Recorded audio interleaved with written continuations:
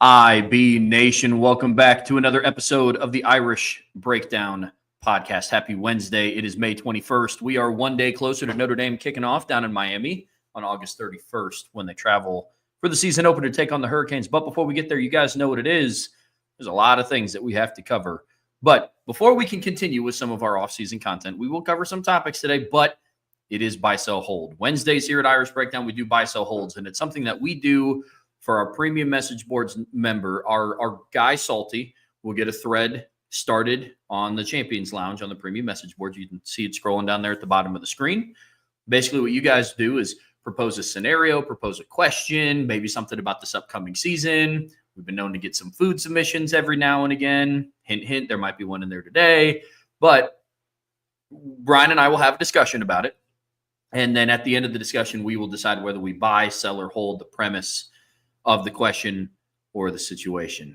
Now, this isn't a mailbag, so sometimes we see in the live chat going on, people just submit their own buy, sell, holds. You do have to be a member of the premium message boards to get that in. But if you didn't have the opportunity to get yours in, you want to put in a buy, sell, hold in a super chat, we'll make sure that we get that answered. But the advice that we give every single week, save your money. Don't put in the super chat. You're Take not that a member. Money. Yeah. Yep. If you're not a member, save that money, put it towards a premium message board membership, and then you can submit all the buy, sell, holds that you want. We'll make sure that we get those answered every Wednesday. But I'm ready to jump into it today, man. I'm ready to go. Yeah, me too. A lot of good submissions this week. Obviously a lot of questions about how good Notre Dame is be. One request is keeping in mind that when you put these questions in, Salty, I'm looking at you. We only have a certain amount of room on the cards. So it sounds super ironic or hypocritical, however you want to look at it, from coming from me, but less is more sometimes with some of these questions. And I know that sounds dumb coming from the most long-winded guy you've ever met in your life, but I'm just saying we only have so much card space. But Salty got us kicked off right this week, Trev, in all seriousness. Salty got us kicked off right with a really good question here as we begin. And since he is the one who goes through and makes sure that this thread gets going every week, we always give him dibs on the first buy, sell, hold. Buy, sell, hold from Salty. In the 12 to 16 team college football playoff structure, the playoff committee will try to include the most competitive teams wishing to avoid first round and second round blowouts. In this context, teams will be rewarded for scheduling out-of-conference games against college football playoff level teams. Lowering the risk of a loss as a competitive loss will still be a plus for the college football playoff resume. A record of few or no losses, largely devoid of college football playoff level competition, will not be regarded as highly as it has been. Notre Dame will benefit from this new reality. Well, I mean, they'll benefit from it at times. I mean, there's been times in recent years where the schedule looked like it was going to be hard and it ended up being pretty soft. I mean, you look at the 2021 schedule and you've got Florida State on the road. You've got Wisconsin on a neutral field. You've got USC, North Carolina, Stanford, and ended up not being a very tough schedule because Stanford was on their way down. USC sucked again. Florida State was bad that year. Wisconsin was just kind of okay. And then you end the season and you're just like, dude, there wasn't anybody ranked on the schedule outside of Cincinnati. Preseason, you'd have looked at that schedule a lot differently, and especially when you schedule those teams. So it just depends on how it plays out. But I do think there needs to be, and I don't know if they will. So I'm gonna sell this overall, Salty, just because I don't know that the committee's going to do this, and I don't know that they're going to be able to do this when the 16-team playoff finally comes together. Because I do think ultimately, I just hope for the best, prepare for the worst. And me preparing for the worst is that they're going to get 4 automatic qualifiers for the Big Ten and SEC and 2 for the other 2 leagues. And you're just not going to have a lot of at-larges, and no one's going to really care about the at-larges because they're just going to be not very good teams. Or they're going to be from the ACC and Big 12, and they're just not going to get a whole lot of hype. But I think the committee has an opportunity to, especially in this year, to kind of make that statement about, hey, you're going to have to schedule harder. And it was difficult to do that last year. And I think to a degree, we saw them a little bit try to do that last year, Trevor. I think when you looked at the fact that 10-2 Tennessee was ranked higher than 11-1 Indiana, I think that speaks to that because, when you look at Tennessee's non-conference schedule last year, they had a couple soft games. But they also then went and played, who was it? I think it was NC State, right? NC State was, I think, their other non-conference game. I'm pulling it up right now. It was, Chattanooga, Kent State, who are both terrible. But then they played NC State on a neutral field and beat them 51-10. And then you look at Indiana's non-conference last year, and their non-conference is Florida International, Western Illinois, and Charlotte. And then they, only played one team that finished the season unranked, and that was Ohio State, and they lost Ohio State convincingly. So, I think Tennessee got the benefit of the doubt of they played a better non-conference, but then also their conference schedule was much tougher. You had to play Alabama, you had to play Georgia, you had to play Vanderbilt, who people had respected. You beat Florida, who was, much more respected by the end of the year. So I think they're willing to say, hey, listen, just because you have a better record doesn't mean you're going to be seated higher. You had Penn State with 2 losses ahead of Notre Dame, who had 1. You had Texas with 2 losses ahead of Notre Dame, who only had 1. And the reasoning being, well, they played in the conference championship game. And so it's not just about record. So I think they tried to do that. And I hope that they will continue to do that moving forward. I think it's more likely to happen in 2025 than it is in future years when the automatic bids get set in. Now, if the automatic bids are lowered, let's say just best case scenario, which I actually would be okay with this. I don't like any automatic bids outside of your conference champion.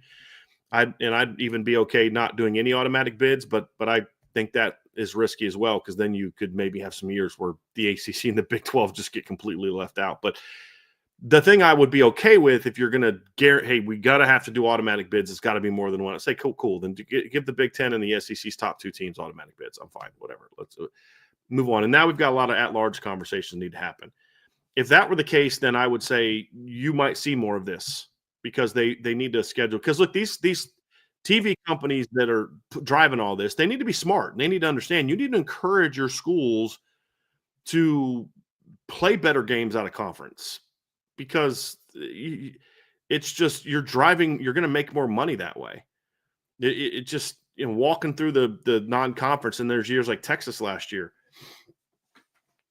Like I give Texas a lot of credit last year for trying to schedule tough, but Michigan ended up just not being good. That might, and then Texas A&M kind of faltered down the stretch. If you looked on paper, Texas's schedule in the non-conference in the season looked good on paper going into the season because of that Michigan game. But once you realize Michigan's not any good, now all of a sudden their schedule looks soft because there's no Alabama, there's no Ole Miss, there's no LSU. They played Arkansas and Texas A&M. There was no Tennessee. So it ended up being a lot softer than normal. But like on paper, it looked more competitive than you thought it was going to be. And there's going to be that sometimes. So like Texas is a team that I would have said, hey, look, they tried to schedule tougher. It's not their fault. The defending national champs were garbage. So I'd kind of sometimes, even though your strength of schedule isn't super hard, I'm going to give you the benefit of the doubt, because you couldn't have known that Michigan was going to be down. Where, guys, you didn't even try to schedule tough out of conference, which honestly I'm okay with, because I don't think Indiana's thought process was, well, we're going to have to build a playoff resume. They're just trying to get to a bowl game. And then it worked out really well because Kurt Cignetti did a phenomenal job. But had they known in advance that this team was going to be as good as it was, they might have tried to schedule a decent, a Big 12 or, ACC or SEC team and try to get that W. So I think we'll see teams attempt to do that if the committee forces them. I just right now don't have a lot of faith that they're going to do the right things. That's my thing is we know what should be done, but what's the confidence we have in any of this that's going to get done the right way? Well, I also don't think a driving force of this is going to try to eliminate blowouts. We've said it before. Blowouts are just going to happen. It happened in a 4-team playoff. It's happened in just the BCS era when you would just go and play in the national championship game. So blowouts are going to happen regardless. If the true goal was to eliminate blowouts in the first and second round, then they wouldn't eventually try to move to a model where the 1 seed plays the 16 seed. You know what I mean? Because it's unrealistic that every single playoff game is going to look like Notre Dame, Penn State, in the Orange Bowl. How'd the Super Bowl go this year, Trev? Exactly. And so I don't think it'll be that. A part of this, too, is also how you beat those teams. the teams that end up not being good, because we've talked a lot about Notre Dame's schedule in 2031 and 2032 and what it looks like in 2029. Odds are Alabama's still going to be a good football team in 5 years, in 5 seasons. I'm sure we can confidently say that, but we don't know for sure. To Brian's point about when you look at schedules on paper, you look at what Notre Dame had to face this year. They're starting out their season on the road against Texas A&M. They play USC on the road to finish the year. In the middle of that, they play Florida State, who just came off of a 13-1 season. But where Notre Dame, where teams can kind of shield themselves from being penalized from playing not good opponents is when you go and beat them 52-3. Right. And so that was kind of what was in IU's favor. Nebraska ended up not being any good. At the time when they played, they were 4-1. But I think the voters kind of saw the writing on the wall with Nebraska a little bit, because they were 4-1 early in the season and not ranked. Right. Then Nebraska, the wheels kind of fell off. Because they lost the only good team they played, right? Exactly. At home. Right. Exactly. And IU decimated Nebraska. And so some of it too is how you perform against teams. That was some of my gripe in the Brian Kelly era. They'd play a Wake Forest team who was 5-5 heading into senior day, and they would win like 28-7. And then they would move down in the rankings. And it's like, in this day and age of college football, whether you agree with it or disagree with it, putting up a lot of points against inferior opponents does weigh a little bit into some decision-making here. And so that's a factor of it too. Well, I mean, and Trevor, let's not forget that the same thing was true when we were in a 4-team playoff, where we were getting allegedly the 4 best teams in college football most years. I mean, the first year of the college football playoffs, the defending national champion, undefeated Florida State Seminoles, 13-0, got blown out by Oregon 59-20. In the championship game, that Oregon team, who was the number 2 seed, got beat by Ohio State 42-20. It was not a competitive game. It really was never a competitive game. Then you look at the following season, and you look at the 2015 season, and the championship game was great. Clemson, Alabama was an all-time great, but Alabama in the semifinals beat Michigan State, the number 3 seed, 38-0. And Clemson beat Oklahoma 37-17 the next year college football playoffs. First round, Alabama beats Washington 24-17. Clemson beats Ohio State 31-0. Title game was great. Both semifinal games were absolute snoozers. The next year, 2017 season, Alabama beats Clemson 24-6. Other semifinal, that was one of the most competitive years ever. And you had a great game between Georgia and Oklahoma, and then a great game between Alabama and Georgia. But the Alabama-Clemson game wasn't competitive. That year also was a bit of an anomaly, where it was the closest games ever. The next year, Alabama beats Oklahoma by 11. Game wasn't that close. Clemson beats Notre Dame 30-3, and then Clemson beats Alabama in the championship game 44-16. The next season, 2019 year, you had a great semifinal game between Ohio State and Clemson. 29-23, like one of the best games of the playoff era, championship or otherwise. LSU beats Oklahoma 63-28 in the game. They could have scored at least 2 or 3 more touchdowns if they wanted to. And then LSU beats Clemson in the title game 42-25 in a game that wasn't competitive after the first quarter. The next year, college football playoff, first round, Alabama beats Notre Dame 31-14 in a game that was not that close. Notre Dame scored late in the game to make it that close. Ohio State beats Clemson 49-28, and then Alabama beat Ohio State 52-24. The next season, 2021, you have another year where Alabama beats Cincinnati 27-6. Georgia beats Michigan 34-11, and then Georgia beats Alabama 33-18 in a game that was closer than the final score. You had that late pick 6. But the 2 semifinal games were both blowouts. They weren't competitive games. The next year, you actually had, I thought, pretty good semifinal games. Probably the best day of 2 semifinal games you've ever had. Yeah. Where Georgia beats Ohio State 42-41 in a phenomenal game. TCU beats Michigan in a shootout 51-45. But then Georgia beats TCU in the championship game 65-7. And then obviously we go into the 2023 playoff. You had 2 competitive games. Michigan beats Alabama. Washington beats Texas. And then Michigan blows out Washington in the championship game. So, I mean, all but 1 year you had multiple blowouts. And that's when you were in a 4-team playoff and you supposedly had the 4 best teams. It's going to happen. How many Super Bowls over the years? I mean, I'm a Broncos fan who grew up in the 80s. I've seen plenty of Super Bowl blowouts, and And if the Browns would have been in, they wouldn't have got blown out. Well, they got blown out by the Broncos one of those years. And then, and then they go, they got beat by the Broncos. Well, what makes you think you'd have been more competitive? You can't, you're not, like you said, Trev, you nailed it. You can't guarantee no blowouts. The whole and let's be honest, that's never what it was about. It was never about blowouts, because you ever notice they still talk about Indiana and SMU.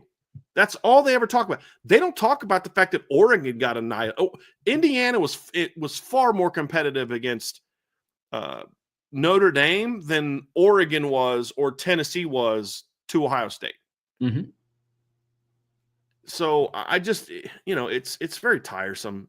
It's like, it's so obvious that they don't care about blowouts. They care about, this is why we need more SEC teams. This is why we need more Big Ten teams. So it's, and more brand names, that type of thing. It's very obvious. It was never about blowouts, because if it was about blowouts, they'd be like, well, why did Oregon get in? Why did Tennessee get in? But it's never about that. Mm-hmm. Good question to get us started off there, Salty. Buy, sell, hold from Ballpeen Shillelagh. In recent seasons, multiple coaches have been in prove-it mode and have had a breakout coaching season. The next year, Al Golden, Al Washington, etc. Assuming at least one coach follows this trend, it is Mike Brown who has the best likelihood to do so. That's a good question. I think the two in contention are Joe Rudolph and Mike Brown, because I do think Joe Rudolph is in a prove-it mode type of season. Now, you can explain away why last season the line wasn't as good as it should have been, and it's a completely justified excuse. It is. You lose your starting left tackle, who's your most talented player, first week of camp. You lose your talented starting center in the third game of the year. You lose your most talented guard in the third game of the season. He doesn't come back till game like 8 or 9, and he was never 100%. And those things happen, and you already had a bunch of new starters in the starting lineup anyway. You're gonna look a certain way, and so there was some growth last year, and the pass blocking was an issue. Run blocking was pretty good for the most part. But there is a bit of a prove it year for Joe Rudolph, because the last two lines were not great offensive lines, and you're at O-line U. So I think he's certainly in that situation, and I think with the talent he has coming back, the fact that there's so much more experience with this offensive line, I would put Joe Rudolph. So, I'm going to buy this, but I think Joe Rudolph needs to be in the conversation. He's in a prove-it year to me as well, because there's no excuses this year. You've got Anthony Knapp coming back now. You're not going to be starting a true freshman unless a true freshman beats out a returning starter. You've got Jagasol back. You've got Craig back. You've got Schrouth back. And your depth is more talented than it was in recent years. And Sullivan Absher is now a depth guy going into his junior year. You've got Gerby going into year 2. You've got Christopher Terrett going into his junior year. You've got Joe Otting going into his junior year. And you signed arguably the best offensive tackle in the country last year in Will Black. So there's no excuses for him. I think he's in a prove-it mode, and I think he has a strong opportunity to break out and kind of have a great year the next year. I do think Mike Brown is my option, because I think Mike Brown gets the most heat. There's not a lot of people that defend Mike Brown. There's a lot of Joe Rudolph defenders, and to a degree, you understand it. What's funny is they defend Joe Rudolph primarily because of how well he's recruited. They criticize Mike Brown primarily because of how he's recruited, and they ignore who's been the better coach. And I would argue that Mike Brown got more out of his receiving core last year than Joe Rudolph got out of his offensive line last year, when all things are considered. But, people see recruiting success, and they say that's a good coach. Whereas Mike Mickens was killing it as a coach at Notre Dame. This guy coached a cornerback room that was driven by Nick McLeod and Clarence Lewis and Tariq Bracy, and coached them to a national playoff game. And people criticized him. Why? Because his first recruiting class wasn't that good. And his second recruiting class wasn't as good as people thought, because Benjamin Morrison and Jaden Mickey weren't ranked very high. Although I kept trying to tell people, that's a really good football player out there in Arizona. Once he started being good, and then, once you saw that, okay, Benjamin Morrison actually was very good, and then you start to see some of the higher ranked recruits jumping on board, like Christian Gray and Micah Bell had a pretty high ranking, and then you go out next year and you get the guys that you get, and all of a sudden now Mike Mickens is considered a great coach. But it wasn't until his not very good recruits started to prove it, and he started recruiting better, that people started giving him the benefit of the doubt in that regard. But he was criticized heavily early on because of recruiting. So a lot of what people like, Al Washington did not do a bad job coaching the defensive line in 2022. He didn't. There were some injuries and a lot of things like you talk about with Joe Rudolph. He was criticized because of recruiting. So a lot of the conversations are actually more about recruiting than it is about proving it on the field.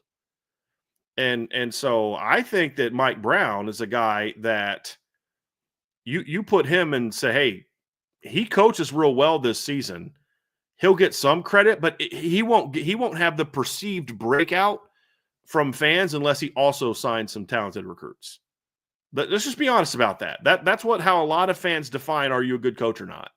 Because they can't watch routes. A lot of fans can't watch routes and be like, oh, that's how you run a post curl.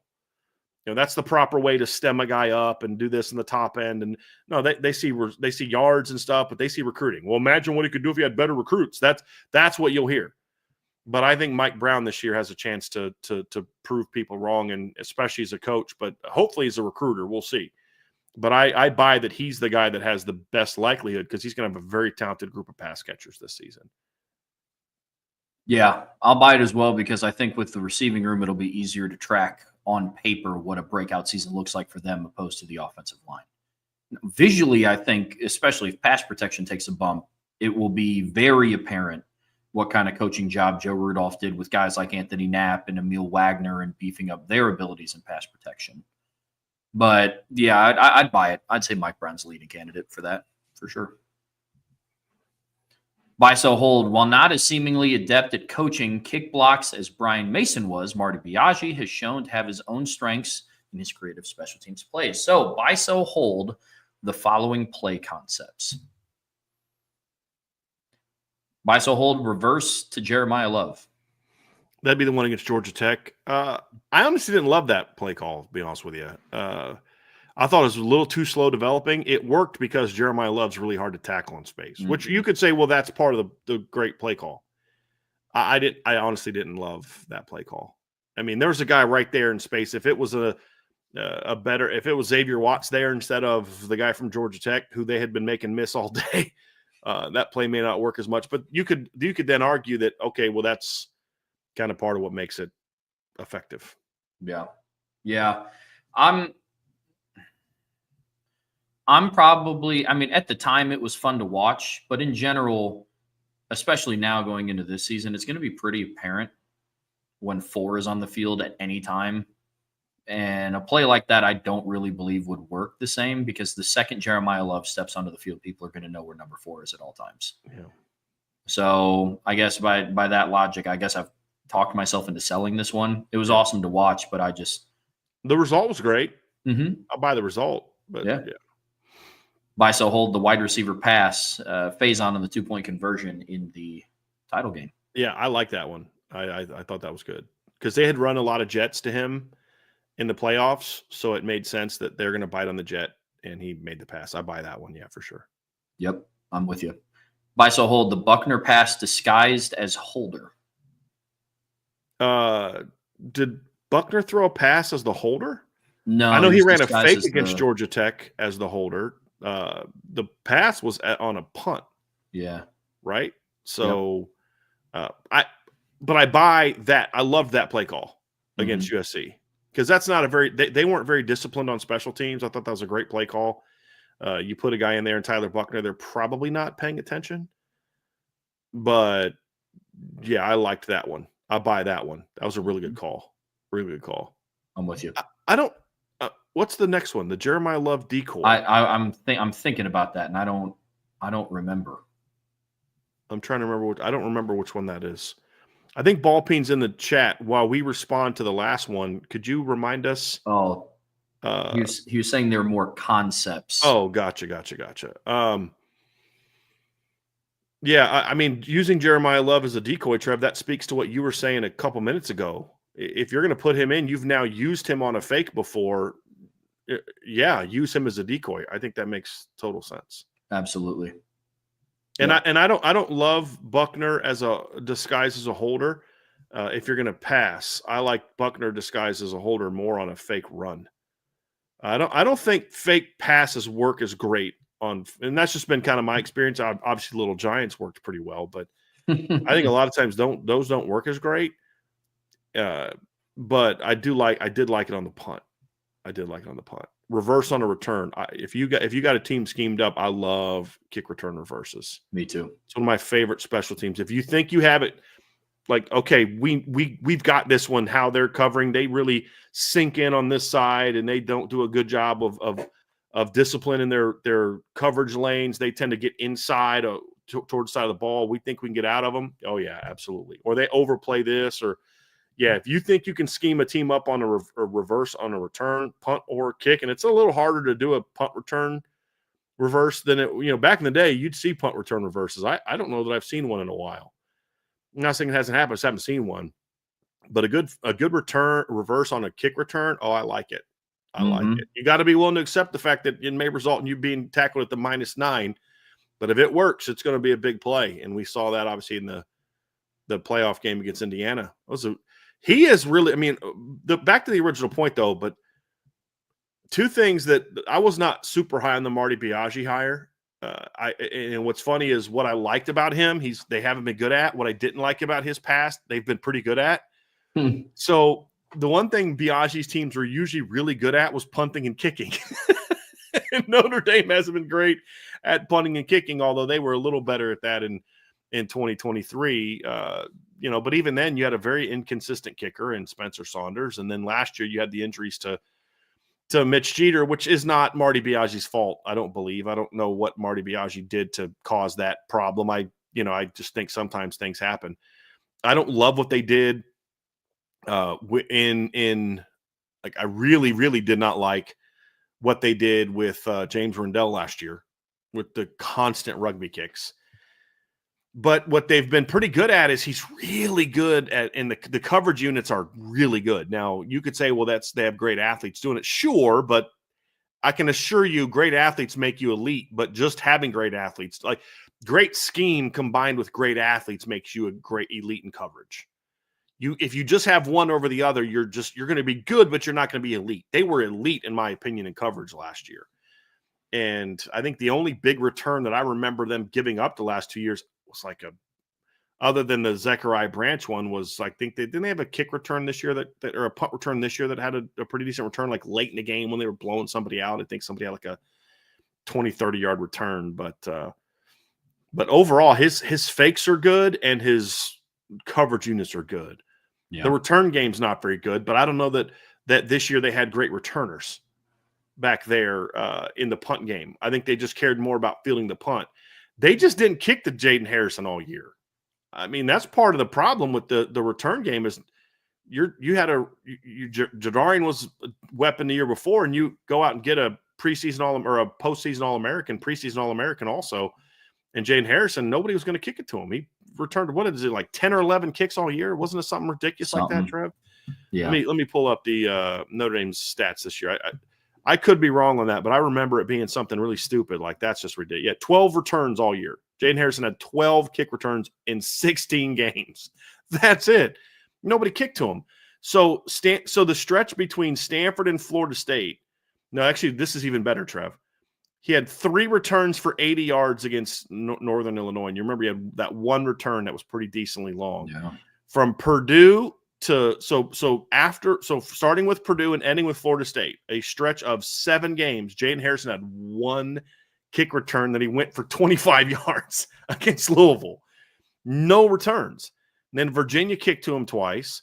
Army kicked to him once. None against USC. He only had 2 for 22 against Indiana. But going into the playoffs, he only had 8 returns in the regular season. And then you had the reverse against Indiana. And then, of course, you had the kick return for a touchdown against Georgia, which was huge. But they just didn't kick to him. So I can't really fault Marty Biaggi for, boy, your scheme this year sucked. Well, I mean, we went 8 games and got kicked to once. You know what I mean? It's like, and it's not like he was out there having Jaden Harrison call fair catches all the time. They just weren't giving him a chance to return. Nope. So, And your defense ranked what, like 5th in the country in scoring? You weren't giving up I a was lot of kick just return about to chances. say, like, I mean, against Purdue, he only had 2 opportunities. Against Right. Stanford, he only had 2 opportunities. Against Florida State, it was only 2. Yeah. I mean, did he even have a chance against Purdue? Did they put him back on the kick return against Purdue? I'm not sure. Well, you had the one to start the game. So yeah, he had because like if I remember correctly, like Purdue's touchdown came really late in the game. I don't even know if they even had Jaden back for the second one of those. Probably not. So yeah, this can't fault them for that. Punt return game. I don't know that they had a guy they felt comfortable as a punt returner last year once Jordan Faison got hurt, especially. Yeah. I hope that changes this year because you have a lot of legitimate weapons in the return game, punt and kick.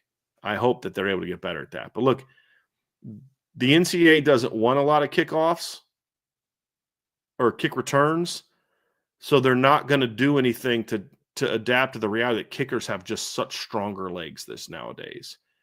That there are teams, and Notre Dame was one of them, especially 2 years ago with Spencer Saunders, where if they could have gone the whole season and had teams return 0 kickoffs, he could have kicked it out of the end zone, the back of the end zone every single time if he wanted to. Yep. And they're not going to move the kickoff thing back because I don't think they want kick returns happening because of the severity of it. So the perceived, and I don't even know that it's beyond perceived. I think there's some real data that shows there's a higher level of injuries on kick returns than on other football plays. So that's fine. Yep.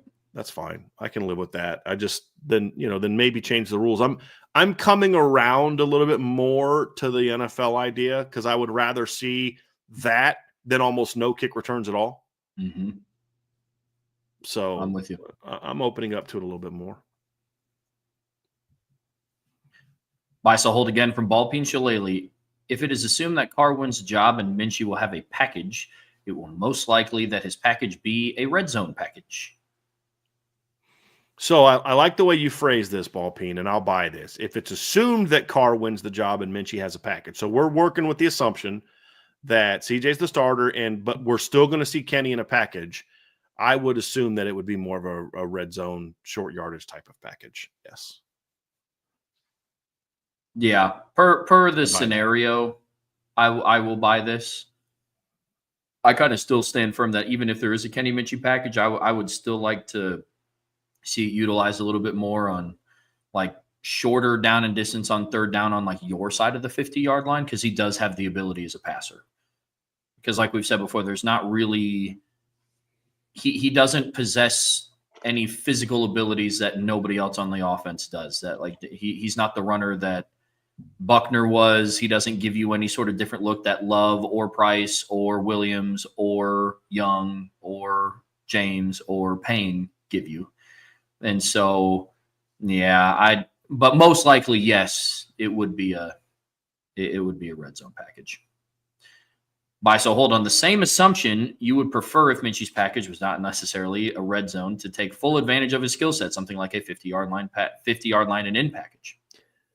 So I'm on record as saying I don't want a package for a second quarterback unless he's a very unique player like a Tim Tebow for Florida in 2006, like a Tyler Buckner for Notre Dame in 2021. But if we're going to work with the assumption, and I love that you did that because otherwise we could just reject it and sell it and then not even talk about it. But if we are working with the assumption that there will be a Kenny Minchie package this year, I actually do believe this is the one I would buy because you are putting him in. You can't now out on the field. His running gives you a little bit more something as a runner and as a passer, but you also still have the throwing threat. Where if teams see number 8's in the game, what I would do is the first couple times I'd put Kenny in the game out at midfield or something like that. I'd run the ball every single time, like 2, 3, 4 times, and just run. And then now you've set the stage for okay.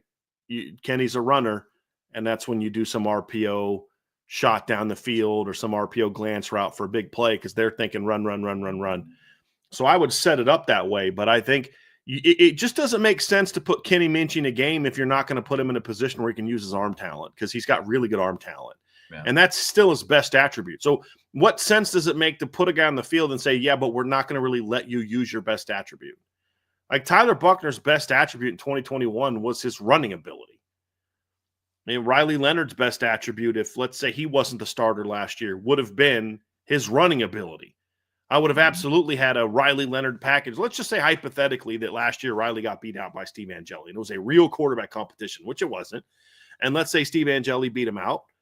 And heck yeah, I'm going to have a Riley Leonard package in short yards and goal line because he has a very unique skill set. Kenny Minchie's best skill set is not running the football. So, but if you're going to go with the package, and again, I'm not a fan of packages for quarterbacks without unique skill sets, you give Kenny a package where he can utilize his entire skill set, which is using his best trait, which is still throwing the football. I'm with you. Just because you're an athletic quarterback doesn't mean you're a running quarterback. Kenny's an athletic quarterback, but he's not a running quarterback. Agreed. Buy, sell, hold from DCL TJ. Notre Dame's new approach to recruiting quarterbacks will keep them from landing the player they would want to have. Hold. Honestly, DC, I can't answer that question. I have no idea. I have no idea who they're going to get at quarterback in the 2027 class.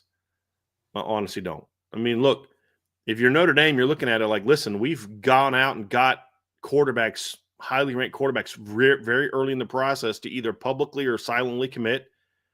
Obviously, Deuce Knight committed very early. Dante Moore silently committed very early. And then you ended up losing those two guys. Now, there's evidence that you haven't lost guys too. I mean, you got CJ Carr early and he stayed. But really, CJ is the only example of that so far under this coaching staff because Kenny committed very late in the process.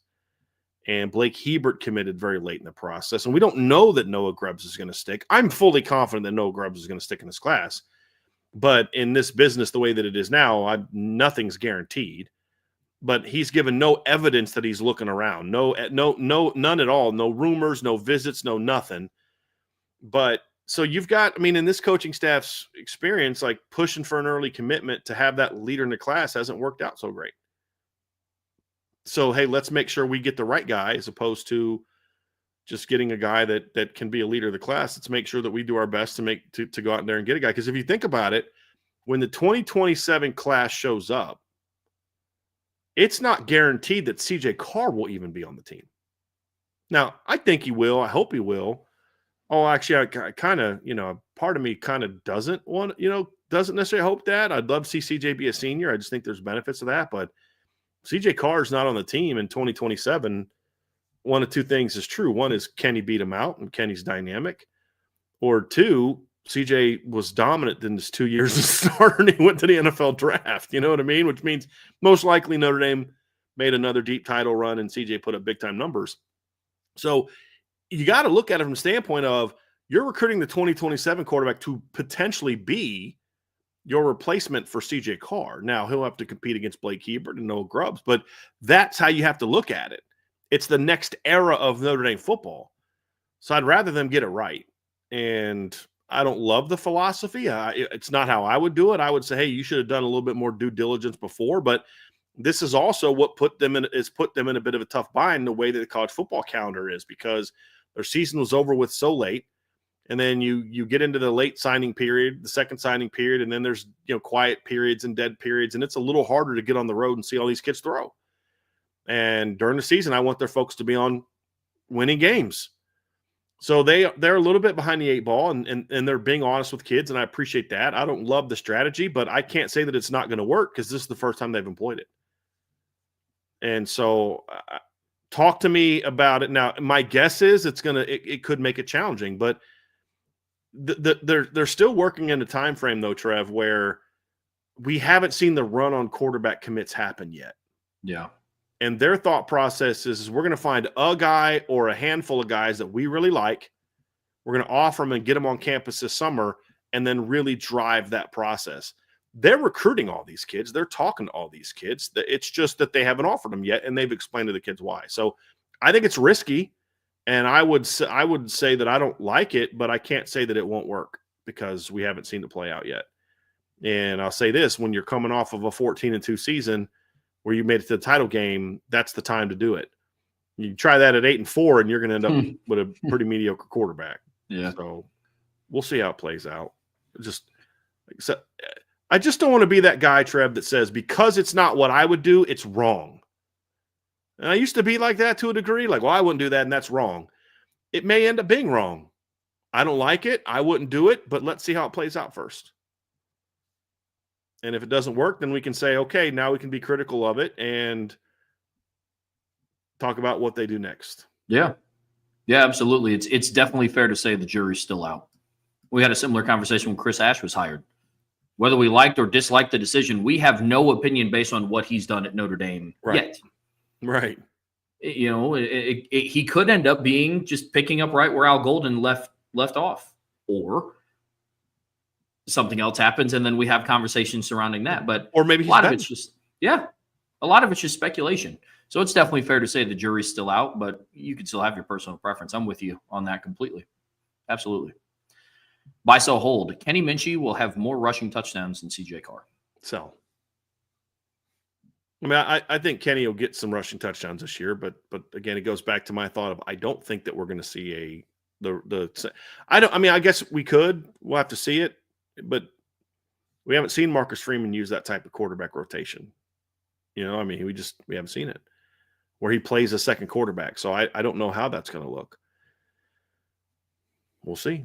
That's why I still wish Tyler Buckner wouldn't have left, because if Tyler Buckner wouldn't have left, I'd be pretty confident we would have seen a Tyler Buckner package in 2023. And I promise you that if Tyler Buckner, well, I don't promise you, I feel quite confident that in those couple 4th and 1s against Ohio State in 2023, we'd have seen number 12 in there running the ball instead of Sam Hartman. Pretty confident in that, but we haven't had a chance to see that yet. But again, it speaks to Tyler Buckner has a very different skill set than what Kenny Minchie has. It just makes more sense. And I think CJ Carr as a starter will have probably 3 to 5 touchdowns.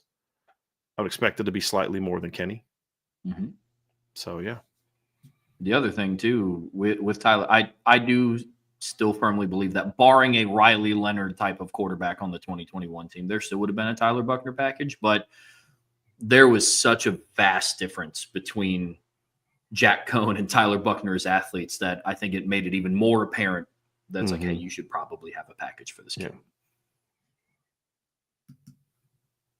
Super chat from Drew Rainey. Thank you, Drew. Buy, sell, hold. Jalen Smith, Manti Te'o, or Stonebreaker. Drew, my dude, you are not going to get me to sell or hold Jalen Smith, Manti Te'o, or Michael Stonebreaker. So I'm going to cheat my butt off so I can buy all 3 of them. For Mike, I'm buying Manti Te'o. Nice. For Will, I'm buying Michael Stonebreaker. And for the Rover in my defense, I'm buying Jalen Smith. I'm not selling any of those legends. Can't do it. I would literally have to get my Notre Dame fan card yanked if I ever did put sell in the same sentence with Jalen, Manti, or Stonebreaker, unless I said I also had a not in there as well. So I see what you're trying to do, Drew, but I can't do it, man. I can't sell Jalen, Manti, or Michael Stonebreaker. I just can't do it. I can't do it. They were all great players, all legends. You could play that group together. It wouldn't be like the perfect fit with Jalen at Rover, but yeah. Now, if you were to say I had to rank them 1 to 3, that also would be tough. Because the thing with Michael Stonebreaker is that injury he had, and I think it was 89, 8 or 9 or 90. He got suspended and then also had an injury, and he wasn't quite the same athlete after that. But Michael Stonebreaker in 1988 was phenomenal. Absolutely phenomenal. But that'd be one heck of a linebacker group. Yeah. One heck of a linebacker group. Michael Stonebreaker was a phenomenal college football player. Trev, I mean, he was really good. He's another one of those guys, like, he didn't look like it because he was short and he wasn't real big, and he was not like he wasn't a guy that looked the part. And he wore like number 42, and he didn't wear like gloves, and he just was kind of out there, looked like an old school linebacker. But that dude was an elite athlete at linebacker, especially before the injury. But yeah, I'm not going to do. I can't do it. I can't do it. It's fair enough. That is fair enough. I love that, Drew. You broke me, man. You broke me with that one. You got me on that one. You found a way to get me to not answer a question. That is very well done, my dude. Very well done. Buy, sell, hold again from DCLTJ. Jeremiah Love will not get enough touches to be a real Heisman Trophy contender. I'll sell that. I don't think it's going to be about the touches. It's going to be about what he does with those touches. It'll be tough for him to be a real Heisman Trophy contender. But honestly, I think when I look at it, Trev, I've said it before. I don't think Jeremiah Smith has to be that 2,000-yard rusher that other guys were. I don't think that that's what he needs to do because he's at Notre Dame and they're going to be a national championship contender and he's going to be a highlight reel waiting to happen. It's going to come down to, I mean, are you at 7+ yards per carry? Are you able to kind of avoid some of I mean, you look at some of the things last year, Trev, and there'd be games where he was really good and then games where he didn't really do a whole lot because of the way that the offense went. And sometimes it was because of Riley. I mean, he had 9 carries for 19 yards against Florida State. Well, Jeremiah went off and Riley went off, and there just weren't those opportunities. 14 for 36 against Georgia Tech because they were focused on stopping him. You have to find ways to give him the ball. Well, they did that against Georgia Tech. He has the reverse on the fake. He catches a couple balls out of the backfield. One he turns into a big play. And I think what's going to allow Jeremiah to be a contender is I think his yards, I think he'll be over 1,000 yards rushing. But I just really have a feeling we're going to see him do a lot more damage in the pass game this year. Now, that doesn't mean I think he's going to be a finalist. I think that could be tougher. But I consider a real Heisman Trophy contender as a guy that we're going to go into the month of November talking about him as a guy that how his season ends is going to go a long way towards determining if he can be that type of guy. That's how I look at it. The one thing that will help him is if he's a contender going into it in November, there's some teams they play that should allow him to put up some big numbers in November. Yeah. Yep. I'm going to sell this because you said touches total. I'm a big believer that Jeremiah Love will have a much more impactful effect in the passing game this year. If it was just strictly carries, I'd maybe because of the share of the workload that's going to go around in the offense, he's not going to have 200 carries in the regular season. He's not going to have what Action Genty had. So if it was just carries, I'd probably lean more towards buying it, but overall touches, I'm going to sell because they're all going to be impactful. And the fact that you use the word contender, not to win it, to be a finalist, I'd be like, nah, probably not. We've talked about that before. We've said, I don't think he's getting enough touches to win it or even be a finalist, but to be contender, that's a different story. Because that's top, contenders, top 6 to 8, 6 to 7. I think he's. Yeah, I was going to say top 7. I think he'll be in that. Agreed. Buy, sell, hold. Salty Virginia Peanuts will have 7 posts or write-ups on the Irish Breakdown premium message boards at boards.irishbreakdown.com, breaking down a good game from Jaden Greathouse during the season. So it'll be way more than that. I was just about to say. Because even if he catches 2 passes for 25 yards, Salty's going to talk about how impactful his blocking was and how the presence of Jaden Greathouse in the pass game, even though he didn't get targeted, is what opened up opportunities for whoever else went off that game. So I'm selling it. That's on the low end, my friend. That's on the low end. If we were doing over under and you gave me an over under of 7.5, I'd take the over. Plus, I think they're going to play 15, 16 games. I was just about to say I would hammer the over if the over under was set at 28.5. Absolutely would. Absolutely. Notice we didn't say that Jaden's going to ball out and go over 10 catches every game. We just said how often Salty's going to be writing about how good he was. It will either be how good he did. The offense struggled because they wasn't didn't target him enough. Exactly. How well he did in the blocking open game. All day. They should have gotten the ball more. There's going to be a string of games where Notre Dame just fair catches punts. And there's going to be a post up there about, and I'm hammering the over. I'm hammering the over. That's yes. Yeah. Yes. No doubt. Buy, sell, hold from I Am Tenzin. You will learn to appreciate my non-football questions. Hold. I don't want to completely say it's not possible, but I'm not there yet. In all seriousness, Tenzin, I don't mind you're not putting football questions. It's like I bust Tommy Guns' you know what's every now and then because I'm like, he'll text me a football question. I'm like, why don't you ask these things like during the show? Like all you do in the show is talk about anything other than Notre Dame football, which drives me crazy. But I just want some football ones to go along with it. But you had a great football question last week. But no, I do appreciate them because it's what makes you different. And I like to bust your chops about it. I'll be honest with you, if I busted your chops about it, it's because I don't. It's because I do appreciate what you bring to the table. It's like I'm always hammering Andrew Gilmore, right? Like I'm always, but part of the reason I hammer him is because I like him. I enjoy going back and forth with him. He'll stand there and he'll go toe to toe with me. Other than one time earlier this week, he doesn't really cross the line, and I am okay with that. I enjoy that. I like the contribution he brings to the table. So it's different. And he frustrates me sometimes. I frustrate him sometimes, and that's part of the fun of this whole thing. But I do like what you bring to the table. So in all seriousness, I buy that. I do appreciate them. I just make sure you balance them with some football questions. That's all that I ask, which he does. Agreed. By so hold, you will be so astounded by Drake Bowen's play this year that he will become your new favorite modern player. Sorry to Brady Quinn. I mean, I hope by that. I mean, it's not going to happen, but I hope by it. How about that? Because it would mean he's going to have a heck of a year. But look, the thing about Drake is for him to become like my favorite modern linebacker, modern player. I mean, he needs to become my favorite modern linebacker, which is tough enough when you consider how good Jalen Smith was, and Manti Te'o. I loved Drew Tranquil.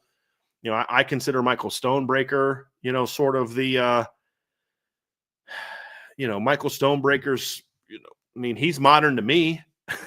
You know what I mean? So there, Wesley Pritchett was a heck of a player. And I've actually met Wesley Pritchett. I never met Michael Stonebreaker, but I've met Wesley Pritchett. But they've had some great linebackers over the years. Courtney Watson back in 2002 was an outstanding football player. I don't know what it was, but I loved Corey Mays in 2005. I thought he was so good. I loved him as a linebacker at Notre Dame.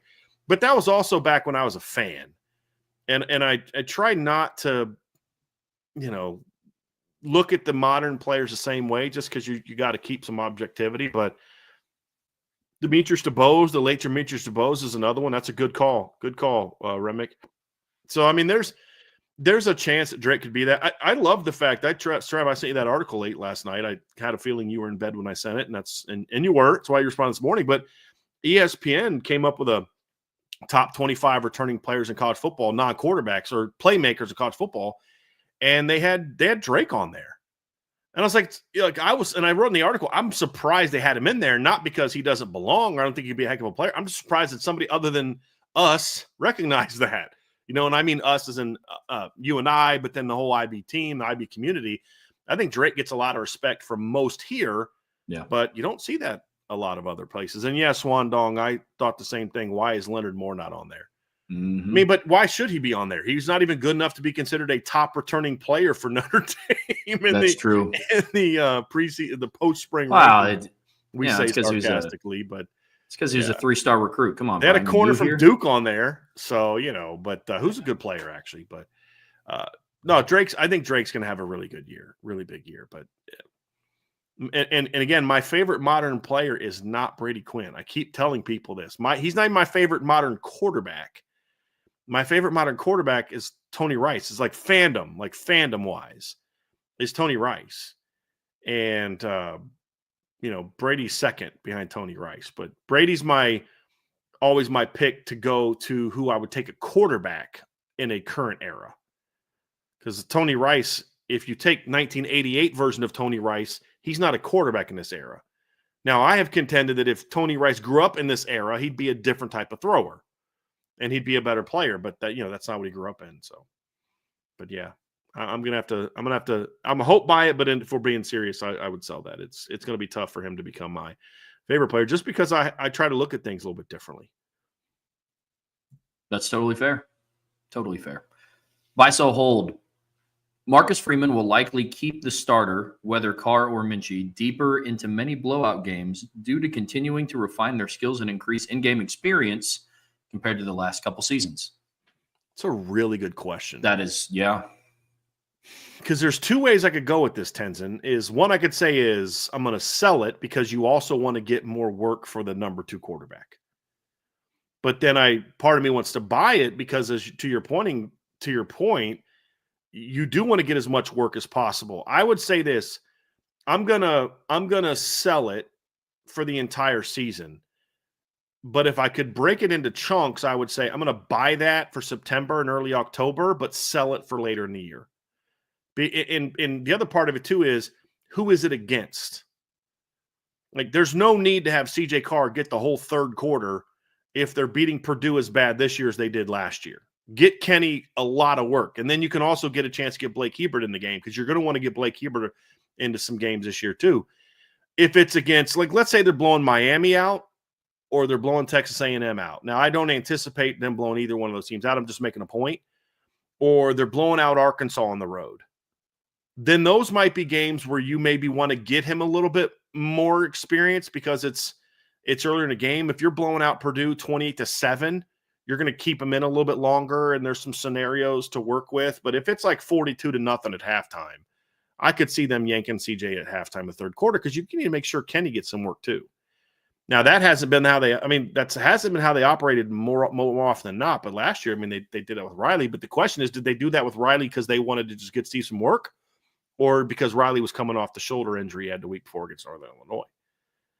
So, so I'm going to buy that early in the season. I'll sell it later. I think once we get to like late October and in November, I think you'll see CJ coming out of games normal time, even if not a little bit earlier. Just to get him some work. Yeah, I think sometimes it's going to come down to, I guess, just what they're looking for given week to week. Yeah, I mean, I look at the Virginia game. At one point, that game was like 28-0, but Riley Leonard was playing well into the third quarter in a game that wasn't that competitive as they were gearing up to go play in New York, I believe, the following week. And so potentially it could dictate week to week. I am with Brian that if they're doing what they did to Purdue, there's literally just no need to keep him in, because there's no experience that he's going to gain being in the third quarter against Purdue with a 42-point lead. And the rest of your backups are in the game. No, hey, let's see how you handle success. Well, that's if you're up 28-7. Yeah. That's not if you're up 42-0. I mean, like, to put it like this, only thing that can happen in a second half like that is something bad. Mm-hmm. There's no positive that comes out of that. There's no pressure on you to make reads. You're not learning anything. He got his ankle rolled up on. I mean, that's literally the only thing that can happen. Or he gets into a bad funk and he gets out of rhythm because he's not as locked in, and that nothing good can happen from that. Nothing good can happen from that. Agreed. Buy so hold from Domer Grizz. Bo Collins regressed at Notre Dame. I'm going to sell that, Trev. I'm curious to get your thoughts on that. First of all, I'll break down why, but I want to get your initial reaction to that question. Yeah, I would have to go back. I'm going to sell this. I would like to go back and see what the amount of drops were that he had at Clemson to compare that to what he did at Notre Dame. But big picture, we've talked about this before. Statistically, he was the same guy at Notre Dame that he was at Clemson.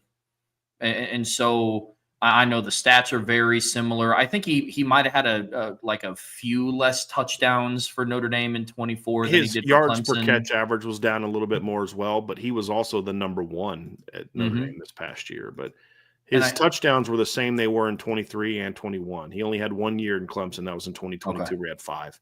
Okay. And there was 1 year, 23 had more yards, but this was the most catches he ever had, second most yards he's ever had, and tied for second most touchdowns he ever had. Yeah. So I would sell about this. that, by the way. I'm looking up the drop question. Cool. Thank you. But overall, I would sell this. I think some of it too with Bo, and it's the same conversation you can have with the rest of the receivers. I think some of their production was kind of halted by the limitations early on in the season as a passer. Truly. And so I think that plays a factor. But big picture, I'm selling this. He was who he was, and it was a boundary receiver that answered the bell every single week. That's the biggest difference right there, Trevor. I mean, the problem that the biggest question mark we had about Bo Collins as far as what he did at Clemson now, the biggest question mark was overall was, could he do it? Could he be even better at Notre Dame than it was at Clemson? That was the biggest question. But as far as like the performance that he had compared to what he did in past games, I don't think he regressed. I think the opportunities at times regressed. I don't think his performance overall regressed. I also think part of that is other guys stepped up and became more of a focal point at different times in the season. I think the offense also changed in how it was built. And I mean, Bo's biggest play of the season came in the postseason. So, I mean, that was a big thing. And his drop rate was similar to what it was in the past. He had 14.6 this year. Drop percentage, it was 11.6 the year before that. It was 12 the year before that. And it was 13.9. So it was the highest, but it was within range of what he'd done in the past.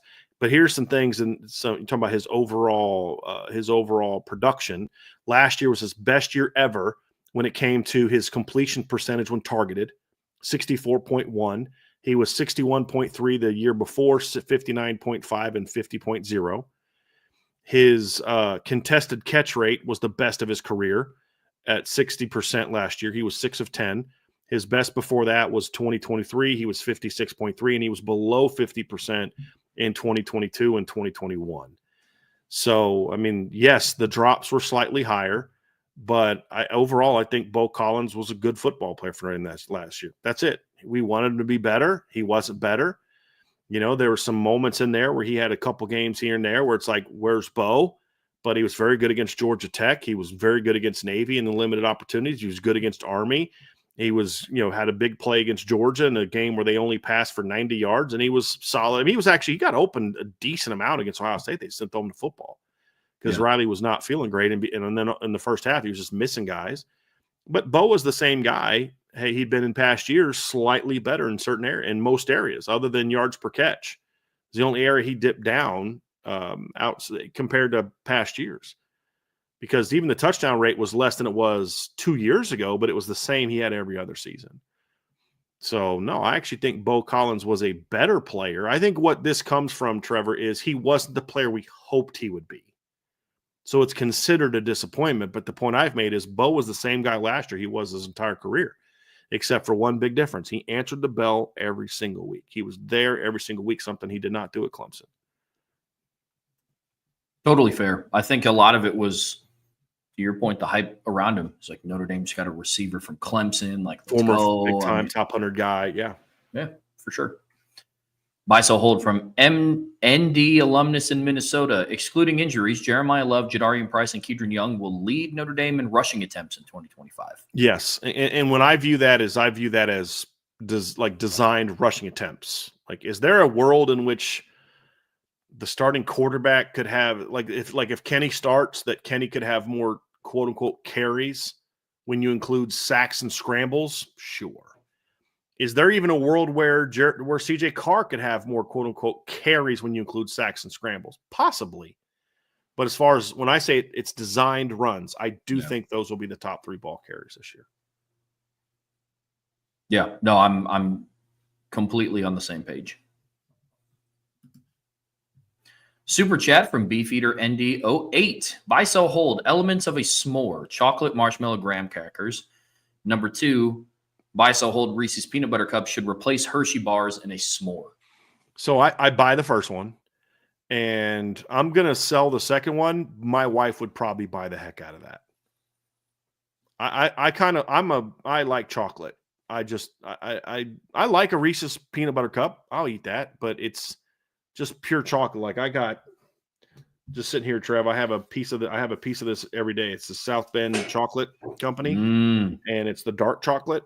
And so I just break off a little square of that, have it every day because, I enjoy it. But I just like chocolate. Whereas a peanut butter cup, I kind of got to be in the mood for it. I'll be at the grocery store. I'm like, that sounds good. And then I go have it. If you were to hand me one, I would be like, all right, this is cool. But it's not something I'm always in the mood for. And my wife, Angela, she loves peanut butter and she loves chocolate. And she would probably like that very much.